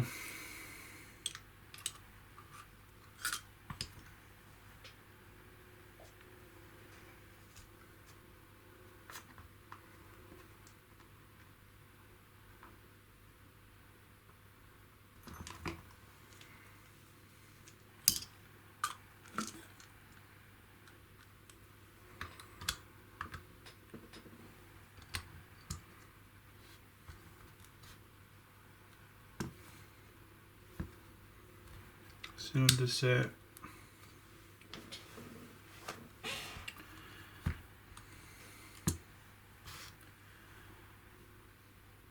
Gear. We know that this is fixed down. Trigger, when you're installing the trigger, pop the spring on.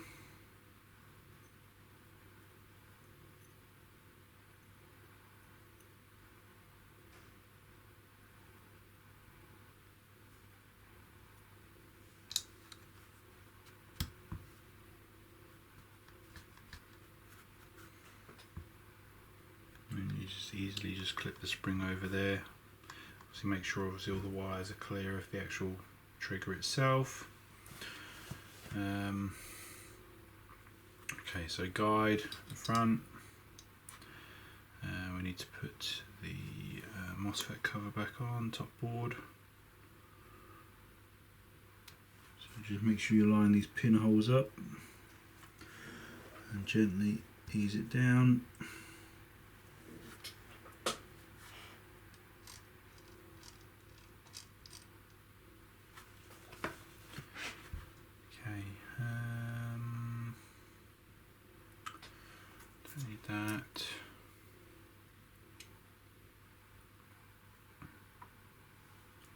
Cylinder set.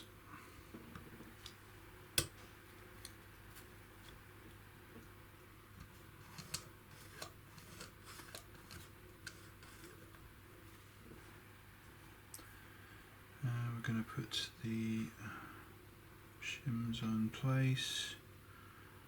So on the spur, make sure they're clear.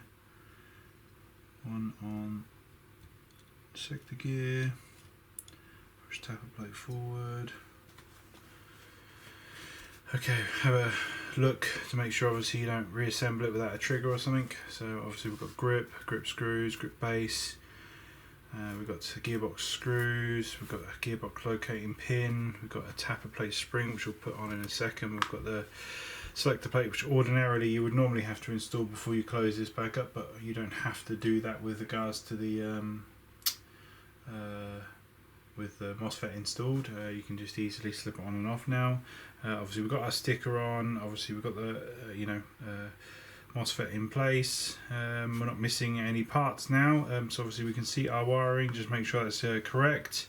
Now pop obviously the wiring, tuck it over, and now we'll now be able to put our other half on.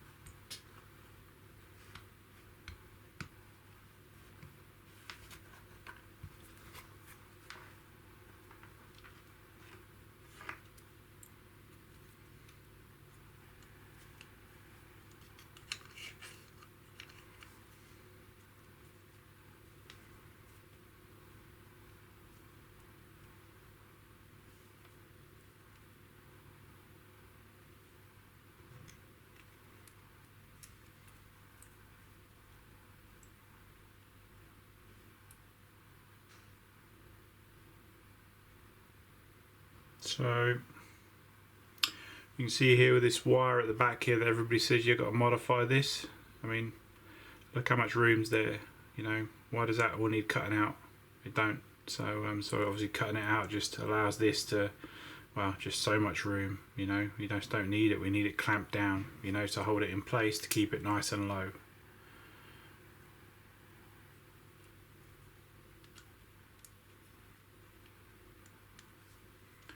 Otherwise these wires will just sneak themselves past.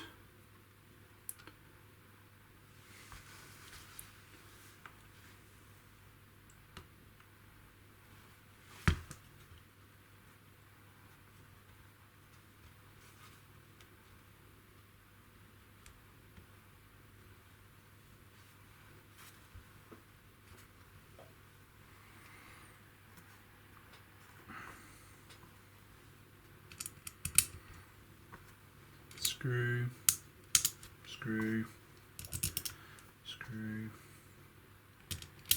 screw, screw.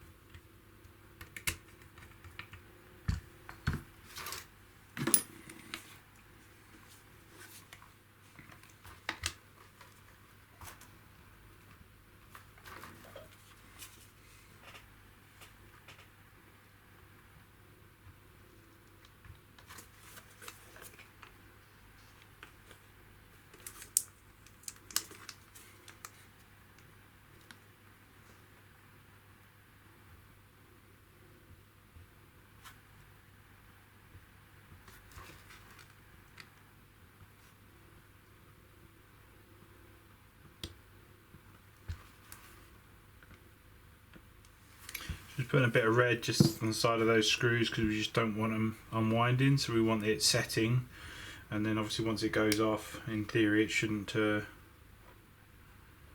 them wind out. Obviously we can make sure that the piston is smooth moving at this particular stage, because we obviously have access to the back of the gearbox. We can make sure that the nozzle is moving at this stage. We can make sure obviously no gears are fouling before we progress any further. Obviously we can move this without any gears operating, so it's good. You know, in theory you can obviously do compression check. It's you know, a good stage when obviously you can pass a lot of things. Obviously we're going to pop this tappet plate in now. Tappet plate spring, sorry. Okay. Just a smidge of grease in there.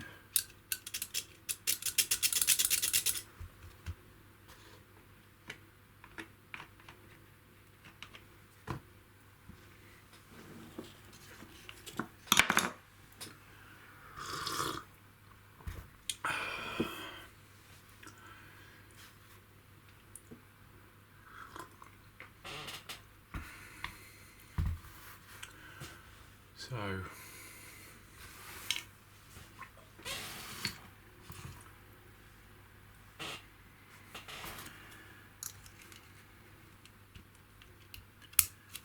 selector plate, obviously it's the 416 selector plate because it's got the bump on the side.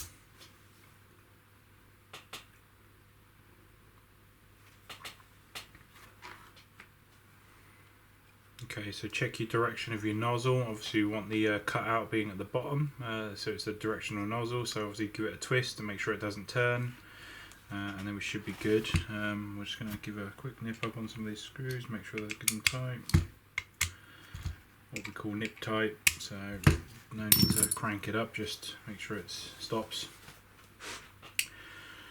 So we can now progress to putting this into a low receiver, which is over here.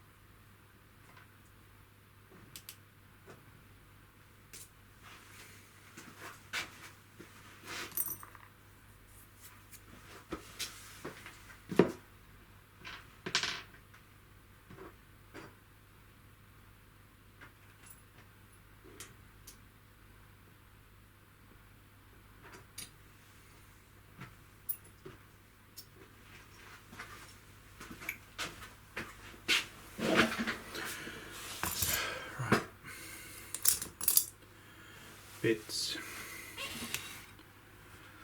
Okay, so bolt stop lever set needs to go back on. Obviously check your condition of the lever, make sure it's intact. Second part, so we call this the link and then the lever, so the link and lever, and we need the spring, which is always camouflaged with the desk. Okay, I'm going to pop screwdriver.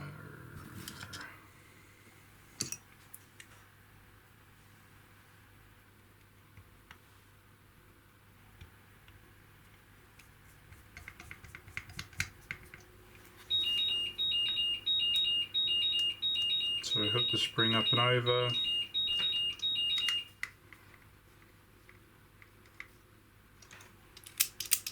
Make sure operation is correct.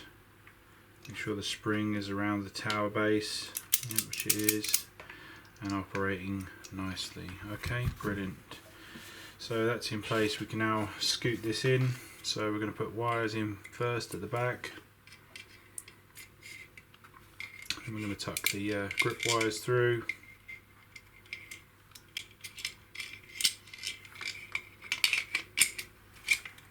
Pull the wires through.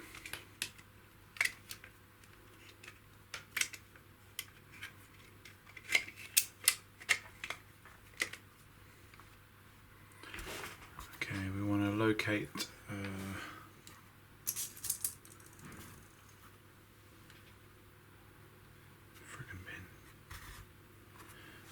locate the gearbox with a locating pin. Oh, bolt release. You can just tip this up and then just tuck this in there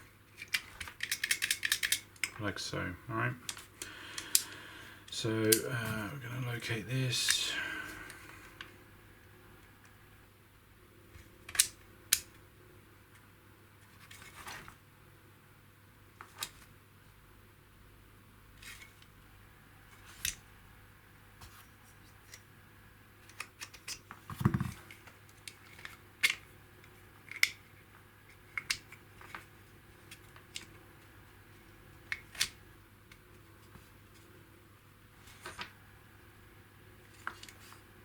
A bit better. I mean, we're going to replace it, so I might do that now. Actually, just get over and done with. So we need the stock tube.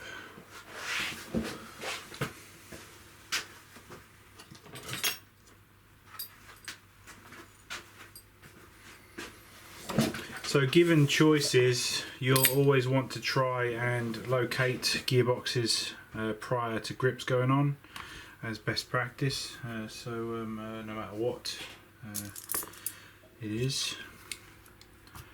So we want to pull this forward and tuck in the ambi.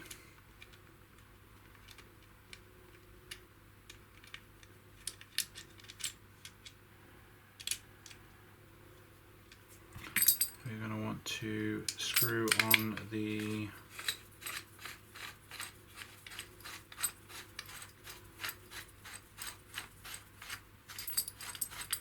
might as well just put the spring in there, get over and done with.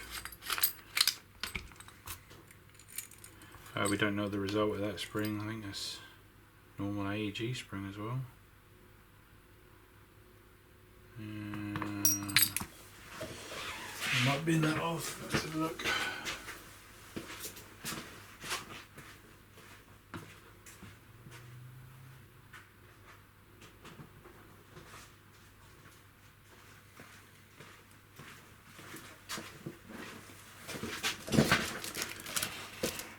Hey, text out there.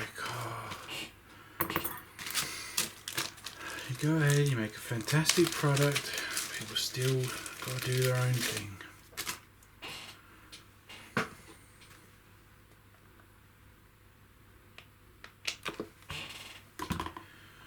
So, oh, we want to do that as well. Don't think that spring guard's ready yet. No, that needs modding.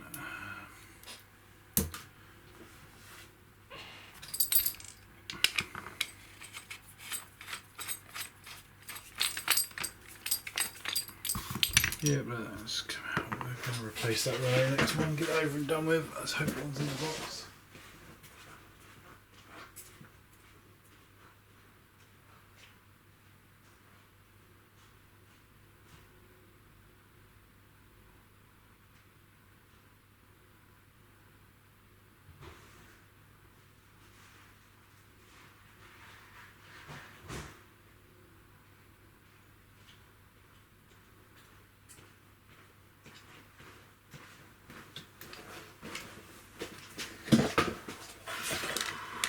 So I've already got one of these written on the stock sheet.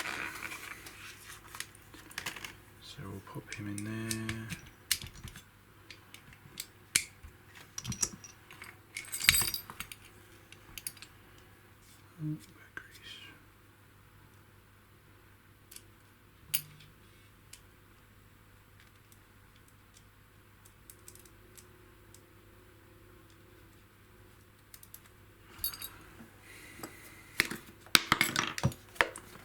It's 1.5mm screws, so don't go overboard on the Loctite.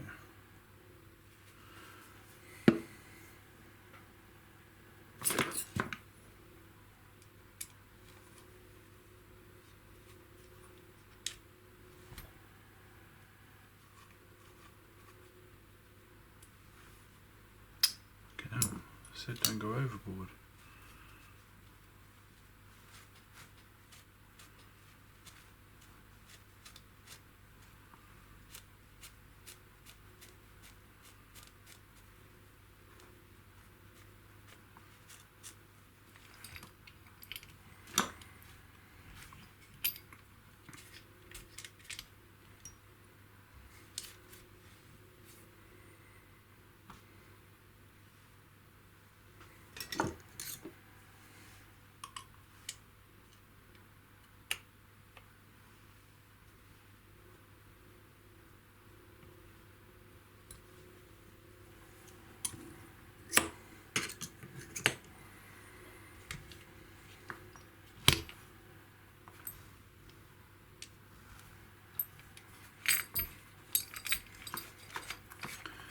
Okay, so this screwed in there means obviously the gearbox is seated in the correct position. Obviously you want a roll pin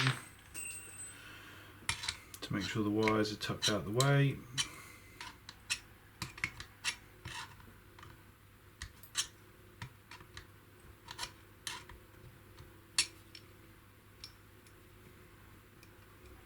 So with these in this position, we don't accidentally now pull the wires and then move them in the way, and then obviously then get them caught.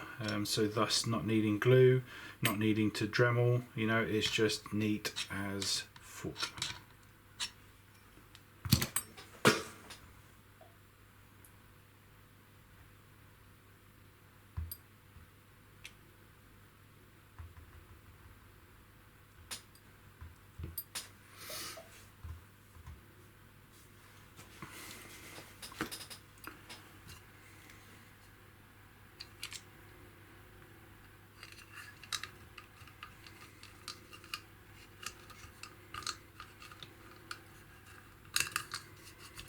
Alright, so we're going to locate that. I want to get the screws in.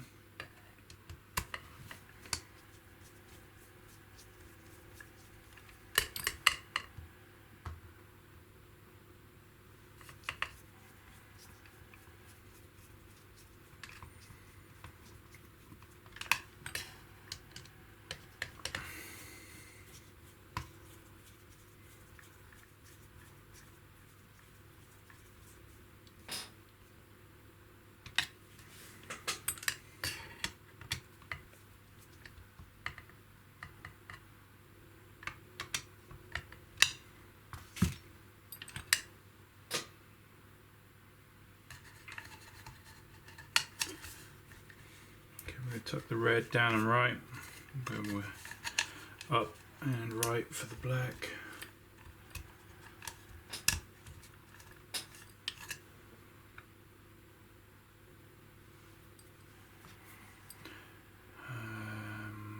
Positive.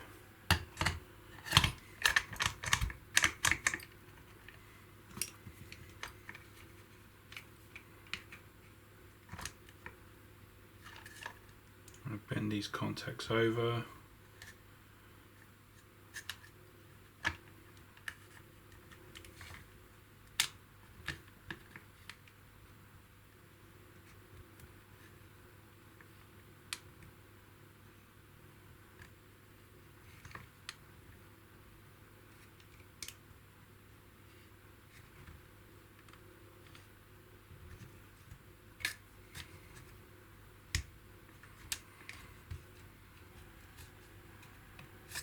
Try and get all your wires in the right position.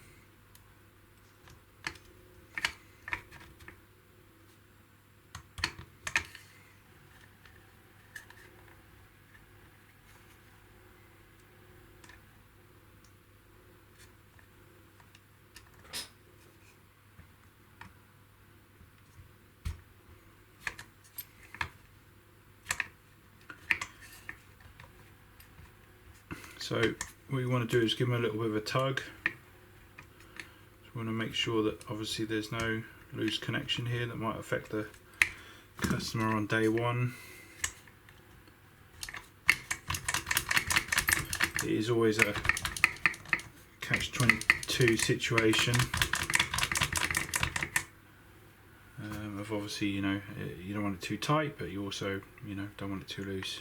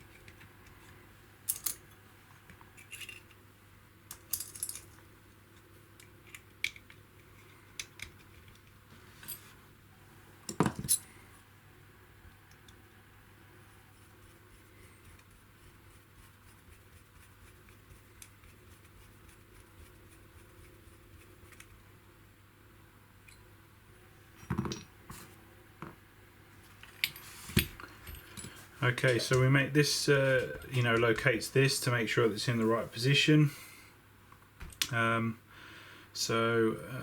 We've got a blowback system to put onto the top. Obviously, I need to sort out the spring guide and spring first.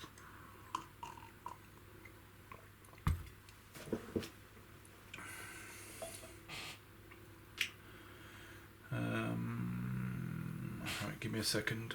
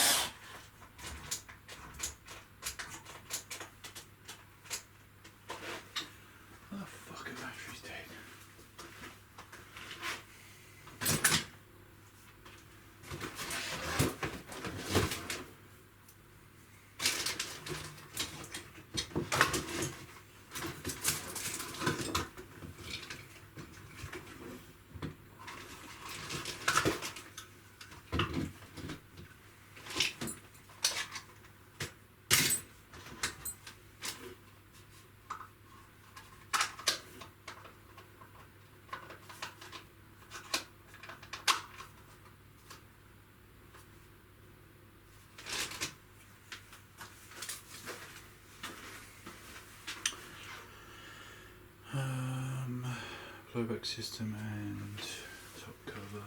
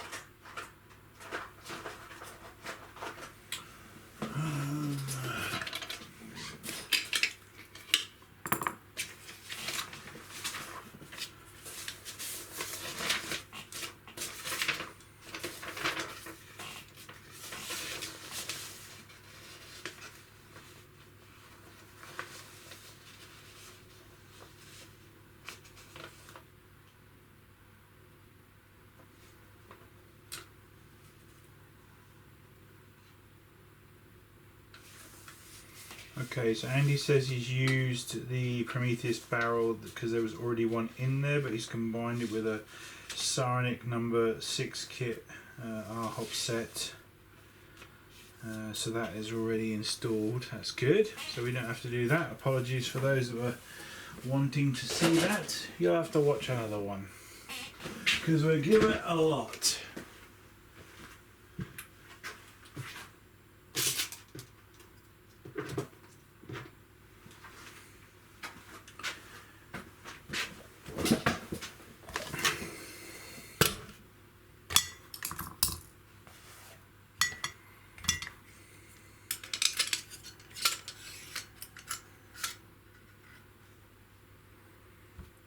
So we want to get the U-shaped spacer in there.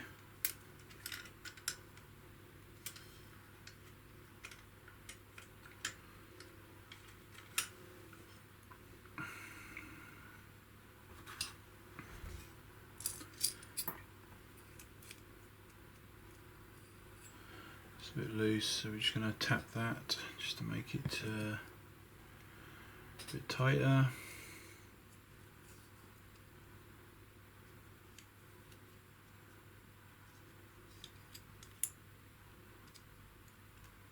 We're not going to replace the bar because obviously it's intact, and obviously we want to keep an eye on the budget a little bit, you know what I mean? So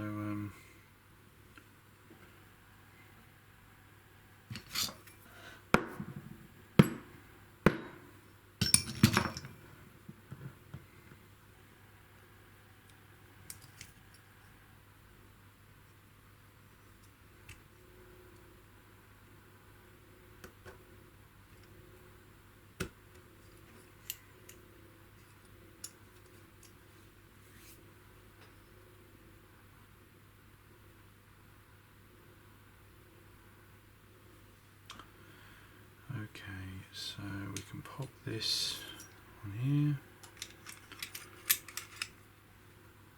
So this is obviously your fake blowback cover. Got the bit at the back here. Just a bit, every bit of losers. Just goes onto the back of the gearbox like so. Smooth operation, good, excellent. Charging handle.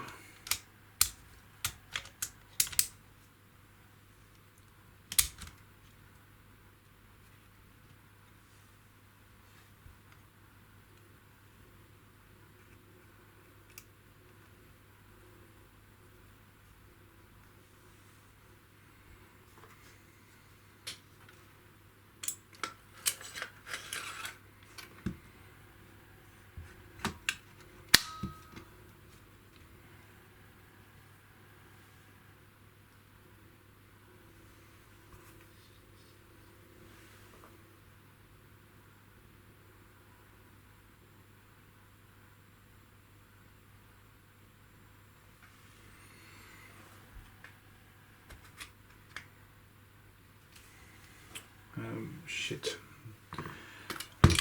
How many of you spotted these little chestnuts? Pop that one in there. Hold it down. Pop this one in here. Make sure they're located in place. Wiggle it backwards, click it in place. You know, you want to hold the middle section like this. Get some pressure on the front of the gun, and then we want to pop this pin through.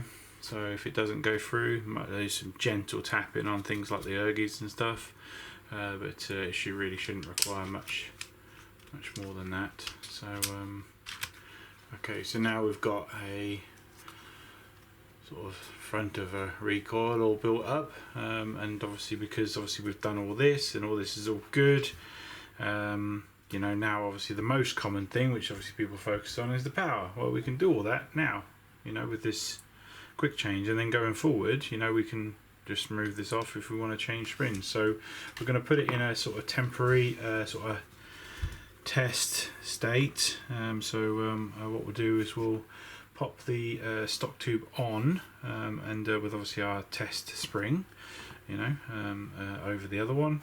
And because obviously it's the correct length, EagleSix Shannon spring, and then we're going to pop a Dean's on there just temporarily, because obviously we just need to get power to it to obviously program it and test the FPS. We can do our range testing then at that stage, which obviously we'll be able to squeeze in now, hopefully before it gets dark, and then obviously we can move to to obviously final assembly after that.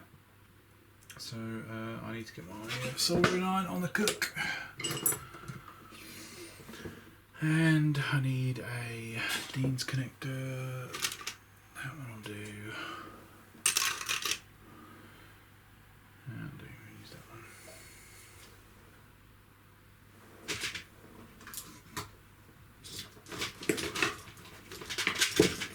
I want our soldering station.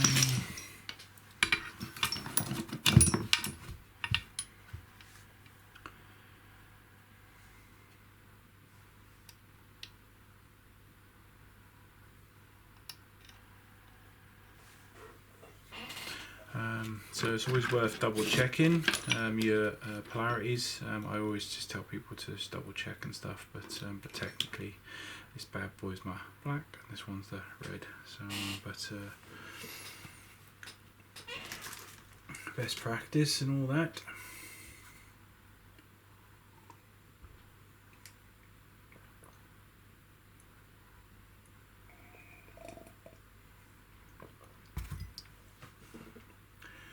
Precious caffeine.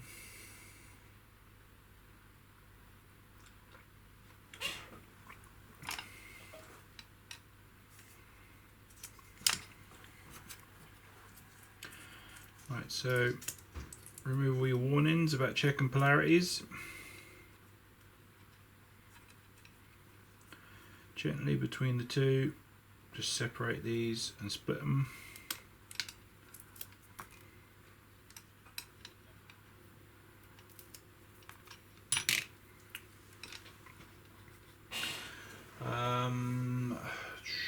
Where's customer stock?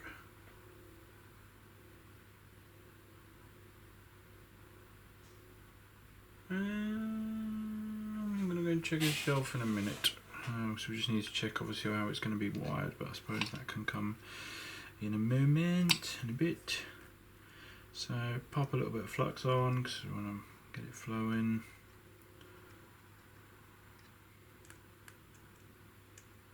Just contactless, cleanless flux is fantastic. Expensive, but fantastic.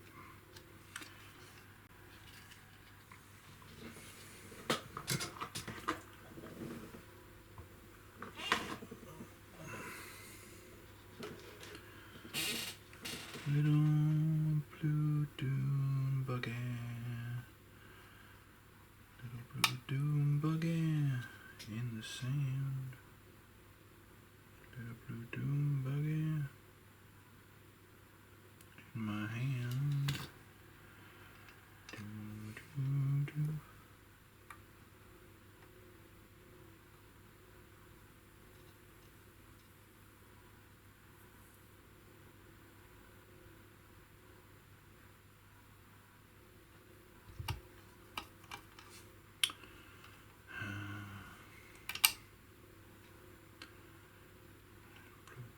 Okay.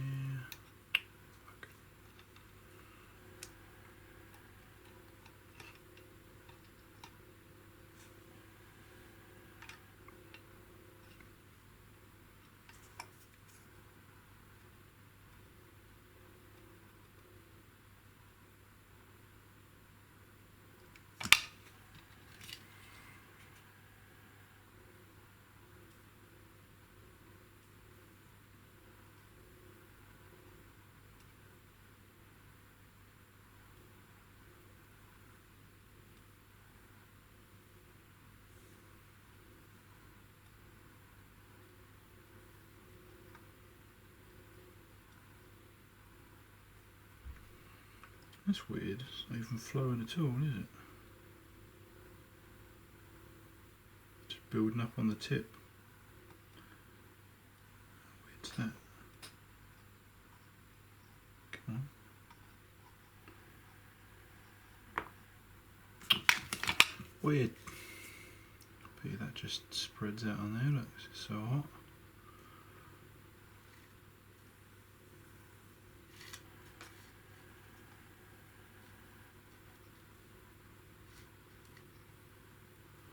Oh, yeah, turned that time that.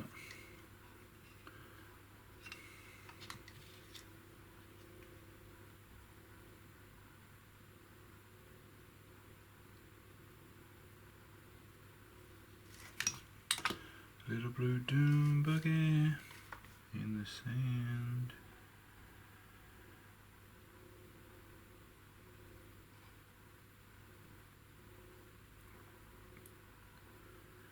Go on. Go on, go on, go on. Go on. Right. We're not setting world records there. We just need it on and safe.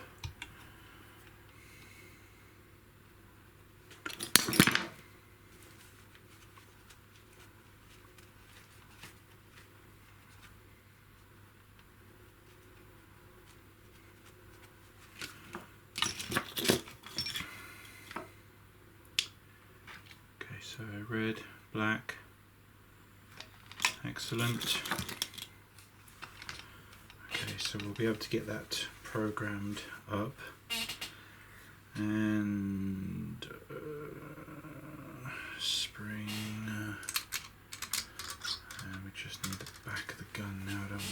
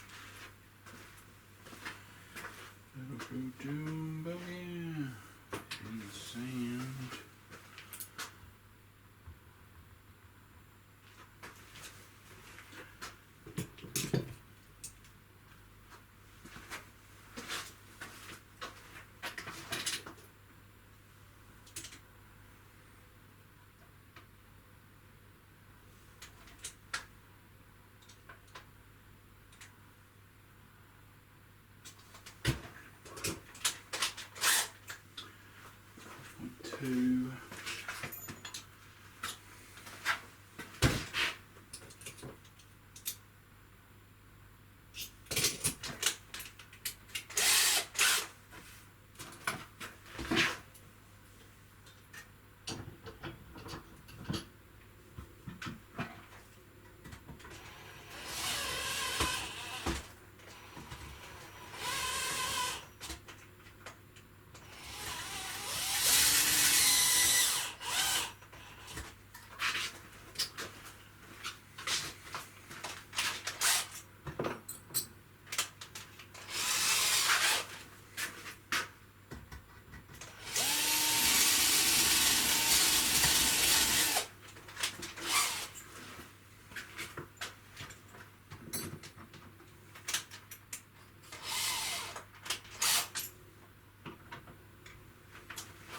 Good old blue dune buggy.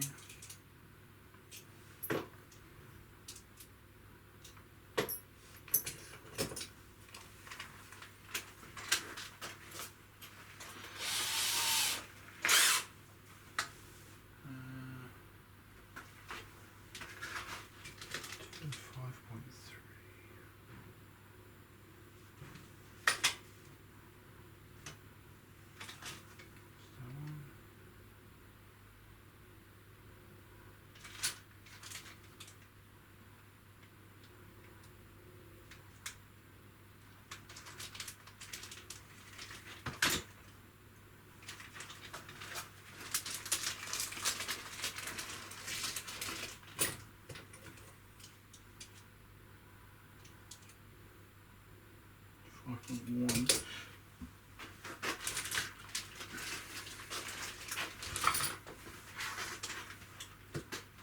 5.1 as well.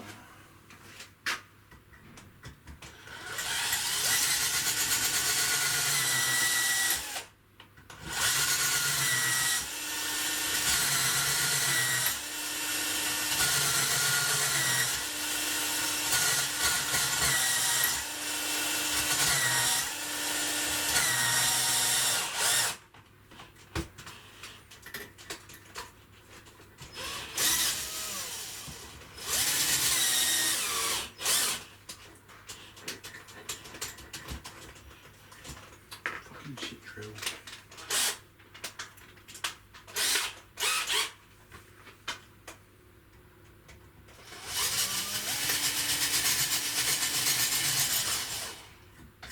Fucking berry.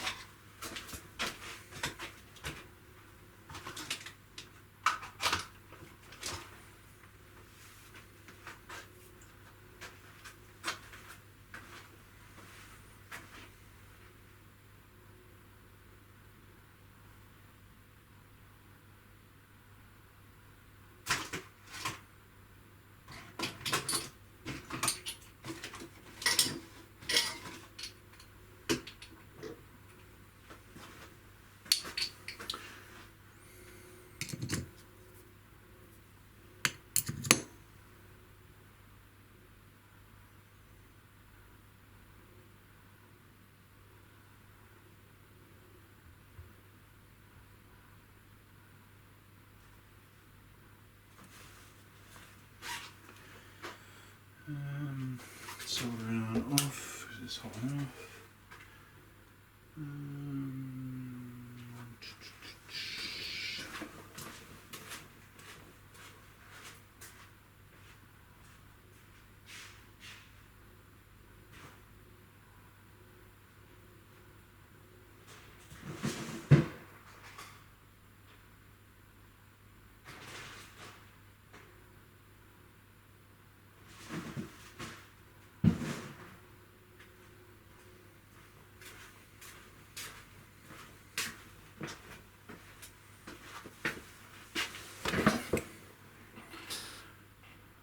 Like to go get my range testing done, so while that's thinging we're gonna use that spring guide.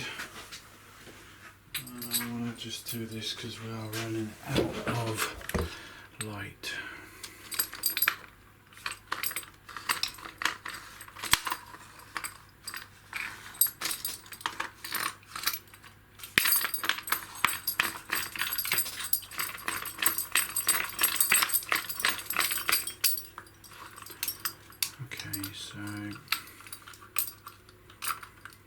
Little blue doom buggy. Little blue doom buggy.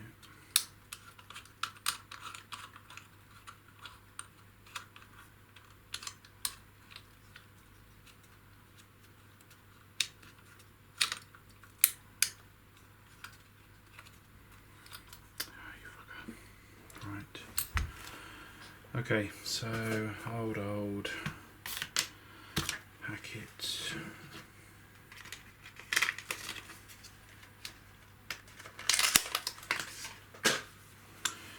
Right, okay, I'm going to go program this and I'll be back in a bit because we're going to, I don't know how to get this on camera for you, you know what I mean, so basically we're just going to program the trigger, standard thing. You cannot install a gate tighten without programming it, it will just air it out. It needs to be a programming box to program it, because obviously these are what we consider OEM installations, so it's not a problem for us because obviously I've got a programming unit, so I'm going to go program it. But if you buy them at home, you need to buy a programming dongle to program this because they haven't yet made a gate tighten 2 for the NGRS yet with built-in Bluetooth. So until they do, we have to use the old programming dongle. So can but hope one day, eh?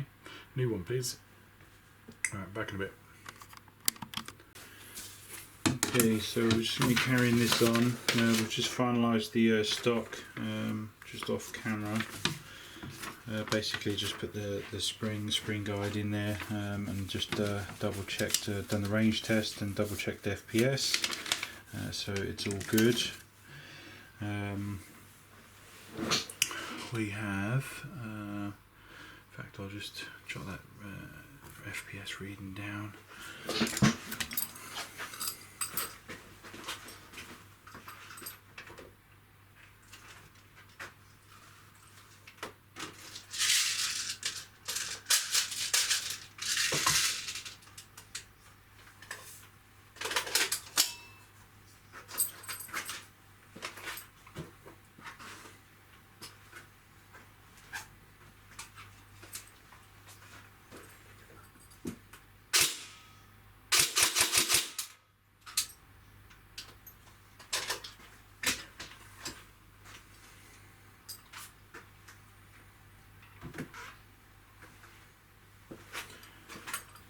Okay, so 3 2s, 273, obviously the limit being 277, so that is as close as we dare get.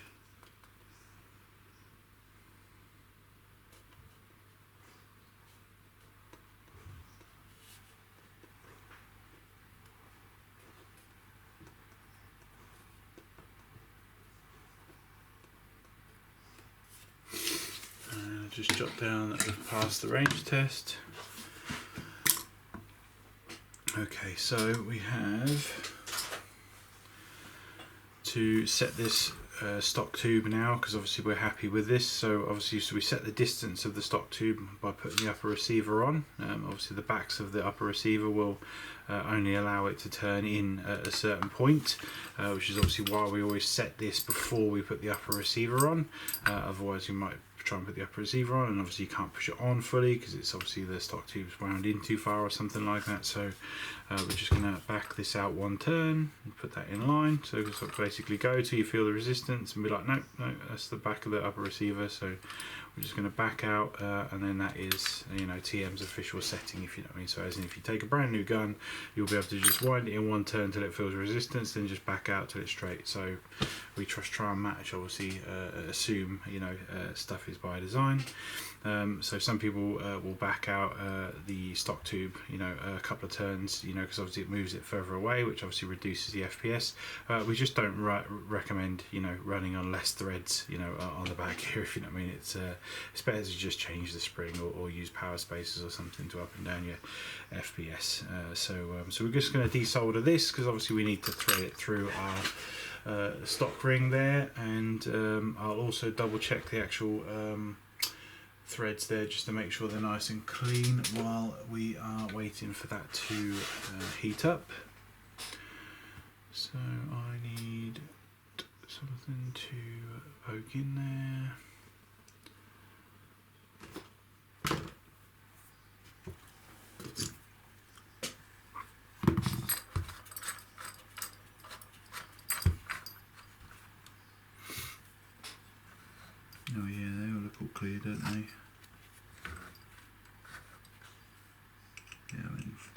there's ever been any Loctite on there. Oh, a little bit right there.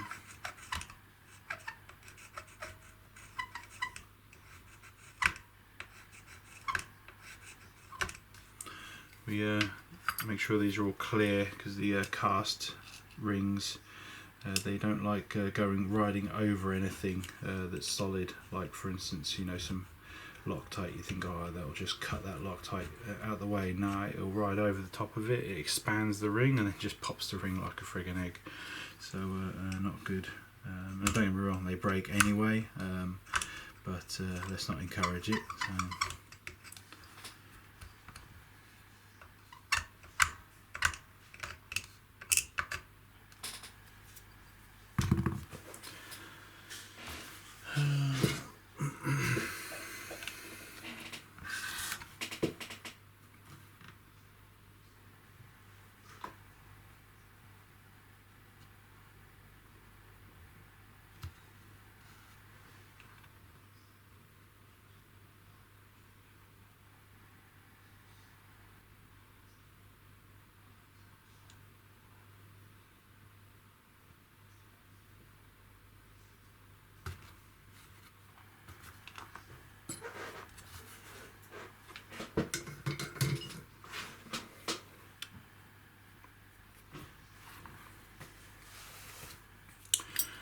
Okay, it's a little bit complicated with the stock option on this, because it's obviously been to another company and they've done some kind of a mod where basically they've just soldered some wire straight onto the end of the original wires. They've removed the proprietary connection and then they've just dragged a cable through and then just tacked on a mini Tamiya connection on the end of that, if you know what I mean. So it's their version of a Dean's or mini Tamiya mod, if you know what I mean. So I don't know, I get it, you know, so but there is a small conversion kits that you can buy for these, or just do it yourself. It's much neater and doesn't involve removing a feature of the gun, which is obviously the wireless contact system that you know, that technically is an advertised feature of the gun, you know what I mean. So so we don't like to remove that, but it's already been removed, so it makes it difficult, because obviously I'd now have to replace these bars which have gone missing, and I'd have to replace the quick connector that's gone missing. So which we can do, we've got them in stock, you know, so it's an option, but the cheapest option is simply doing you know, dragging these wires through and just putting a Dean's connector on the end there. So it's not as neat, but you know, it's certainly the cheapest. So which is obviously why, you know, other companies do that out the box.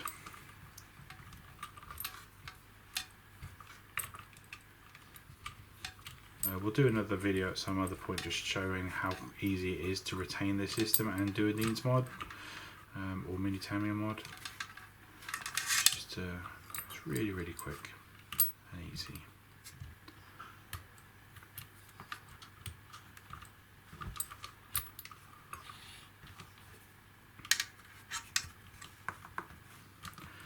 So red on the left, black on the right.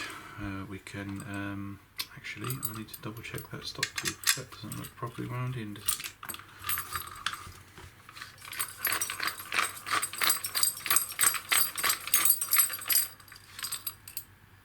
Make sure I concentrate, eh?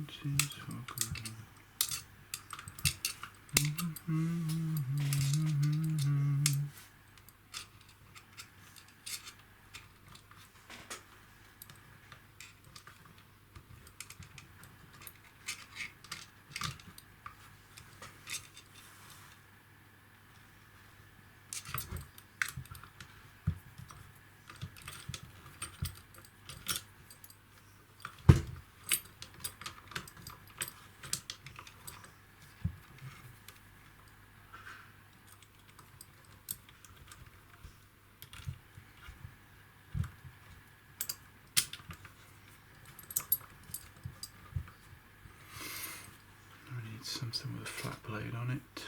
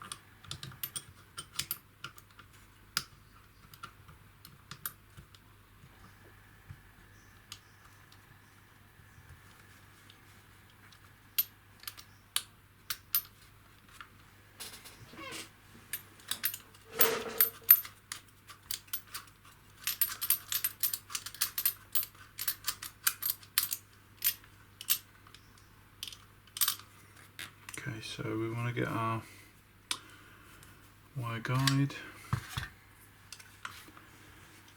which I don't think I've seen yet.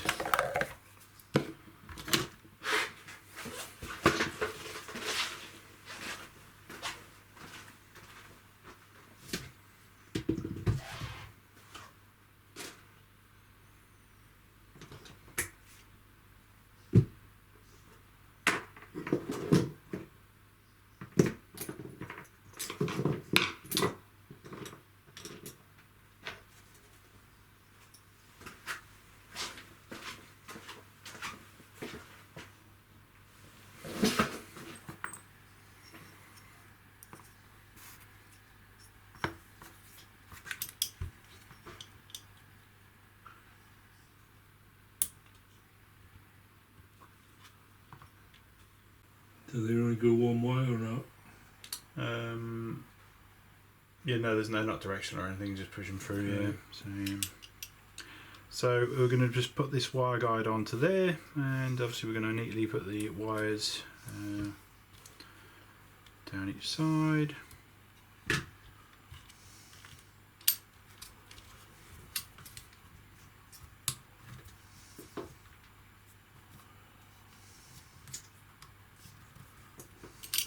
Okay, put the wire guide on, and then obviously we're going to be shortening that to the same length, and then we're going to be putting a Dean's connector on the end of it. We need to get the wire guide into place, and then we also need to tighten this ring up.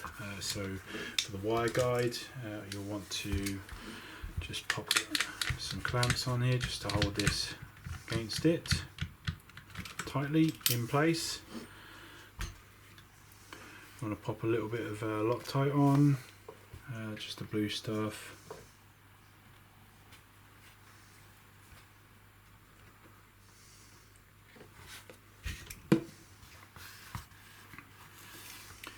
If you're lucky enough to have sort of the longer 6mm ones, they are the best ones. It's a self-tapping thread, so backwards, forwards.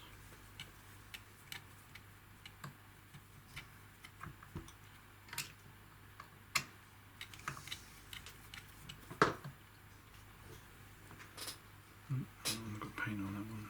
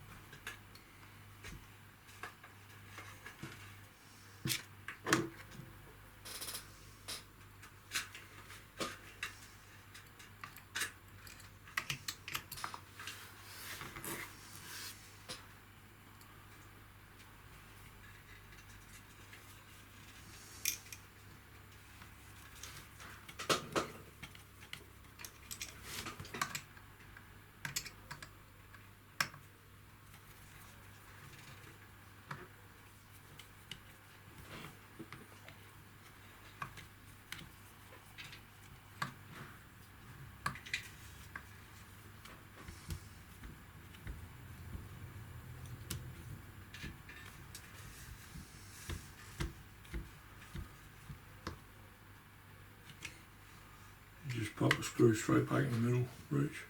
And what about this? Put that with the other, because that's going to go back into stock. That wire set, as the, under EagleSix Spark It set. So that you have to have a so there should be countersunk. So yes, you'll be countersunk in the middle bit, and then the longer ones with the pan heads on the right and left. So which so if you have a look at that tray there, there's probably some spare ones. Black tray, yes, yeah, or near there anyway. So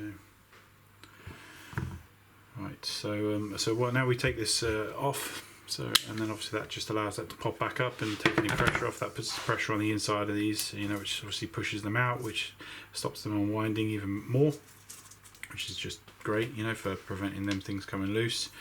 So we're just going to use our thing next. We should have a jig.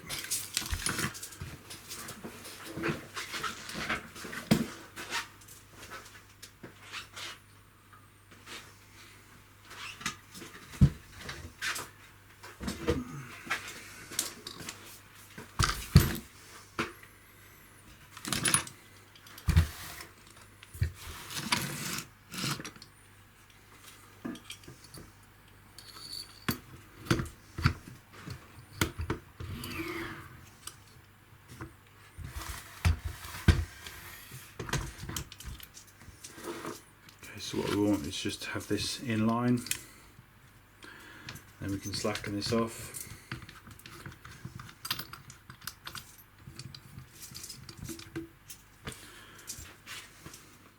We're going to pop a little bit of this blue.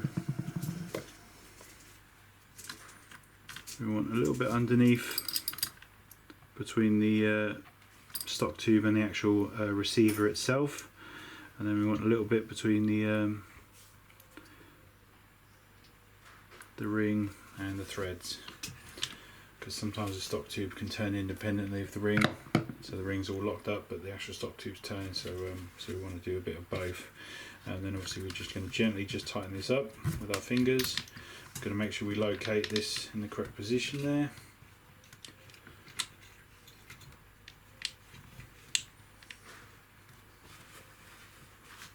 And then we want to just go sort of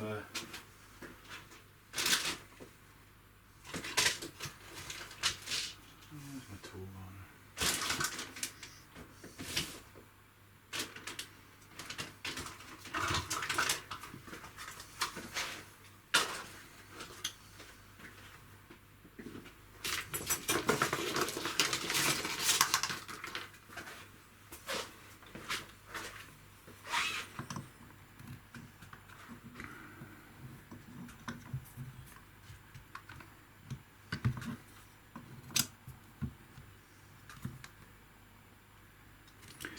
So I don't like going much more than hand tight.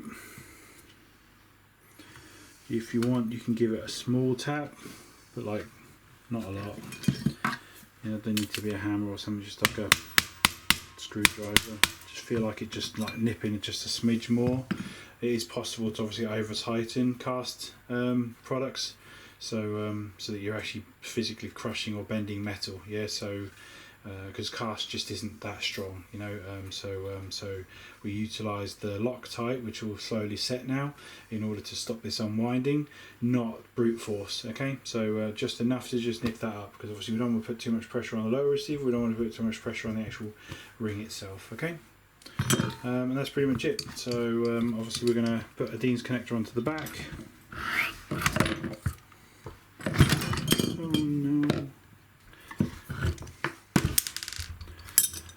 So we're going to put a Dean's connector onto the back, just shorten that off. That's going to obviously be poked through this stock here, so the wires will just basically come through. So I'll take that up just so it's easier to try and get through that little hole there. Like I say, I prefer to have the wireless system, but it is what it is, it's done.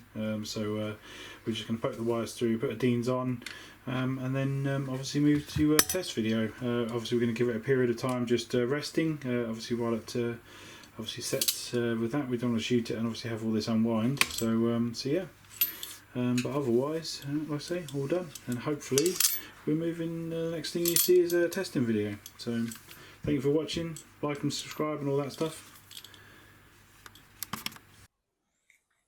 Hello, Richard here from EagleSix Airsoft. We are going to be testing this Takemarui 416 NGRS. This one has had internal upgrade kit installed, so it already had a type ball barrel, so we've left that in there, and we've installed the Psionic R-hop set.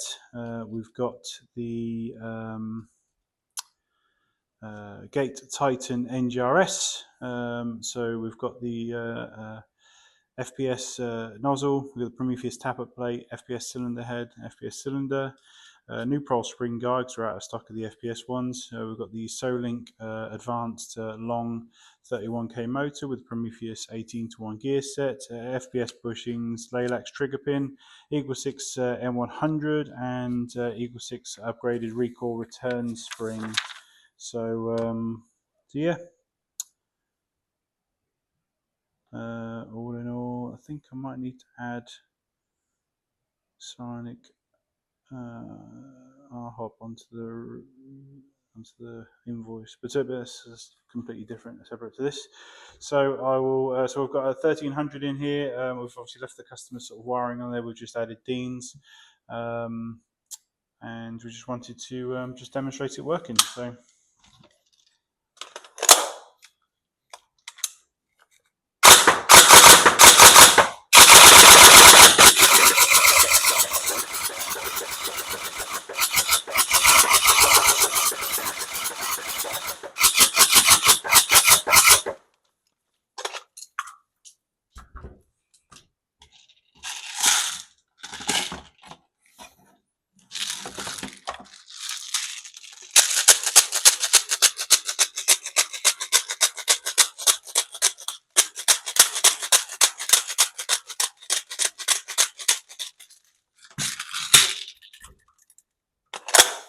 So FPS is 273, which obviously is high up there. We've obviously range tested. Yeah, gone through all the shimming. We've obviously done one of the ones we've done with the build video for, so that will be obviously attached or uploaded after this video. So people are welcome to watch that one for fun, educational, whatever, you know, for reasons people want to sit and watch the long videos for. But we just thought we would upload them and let people enjoy, and we just want to keep demonstrating this one.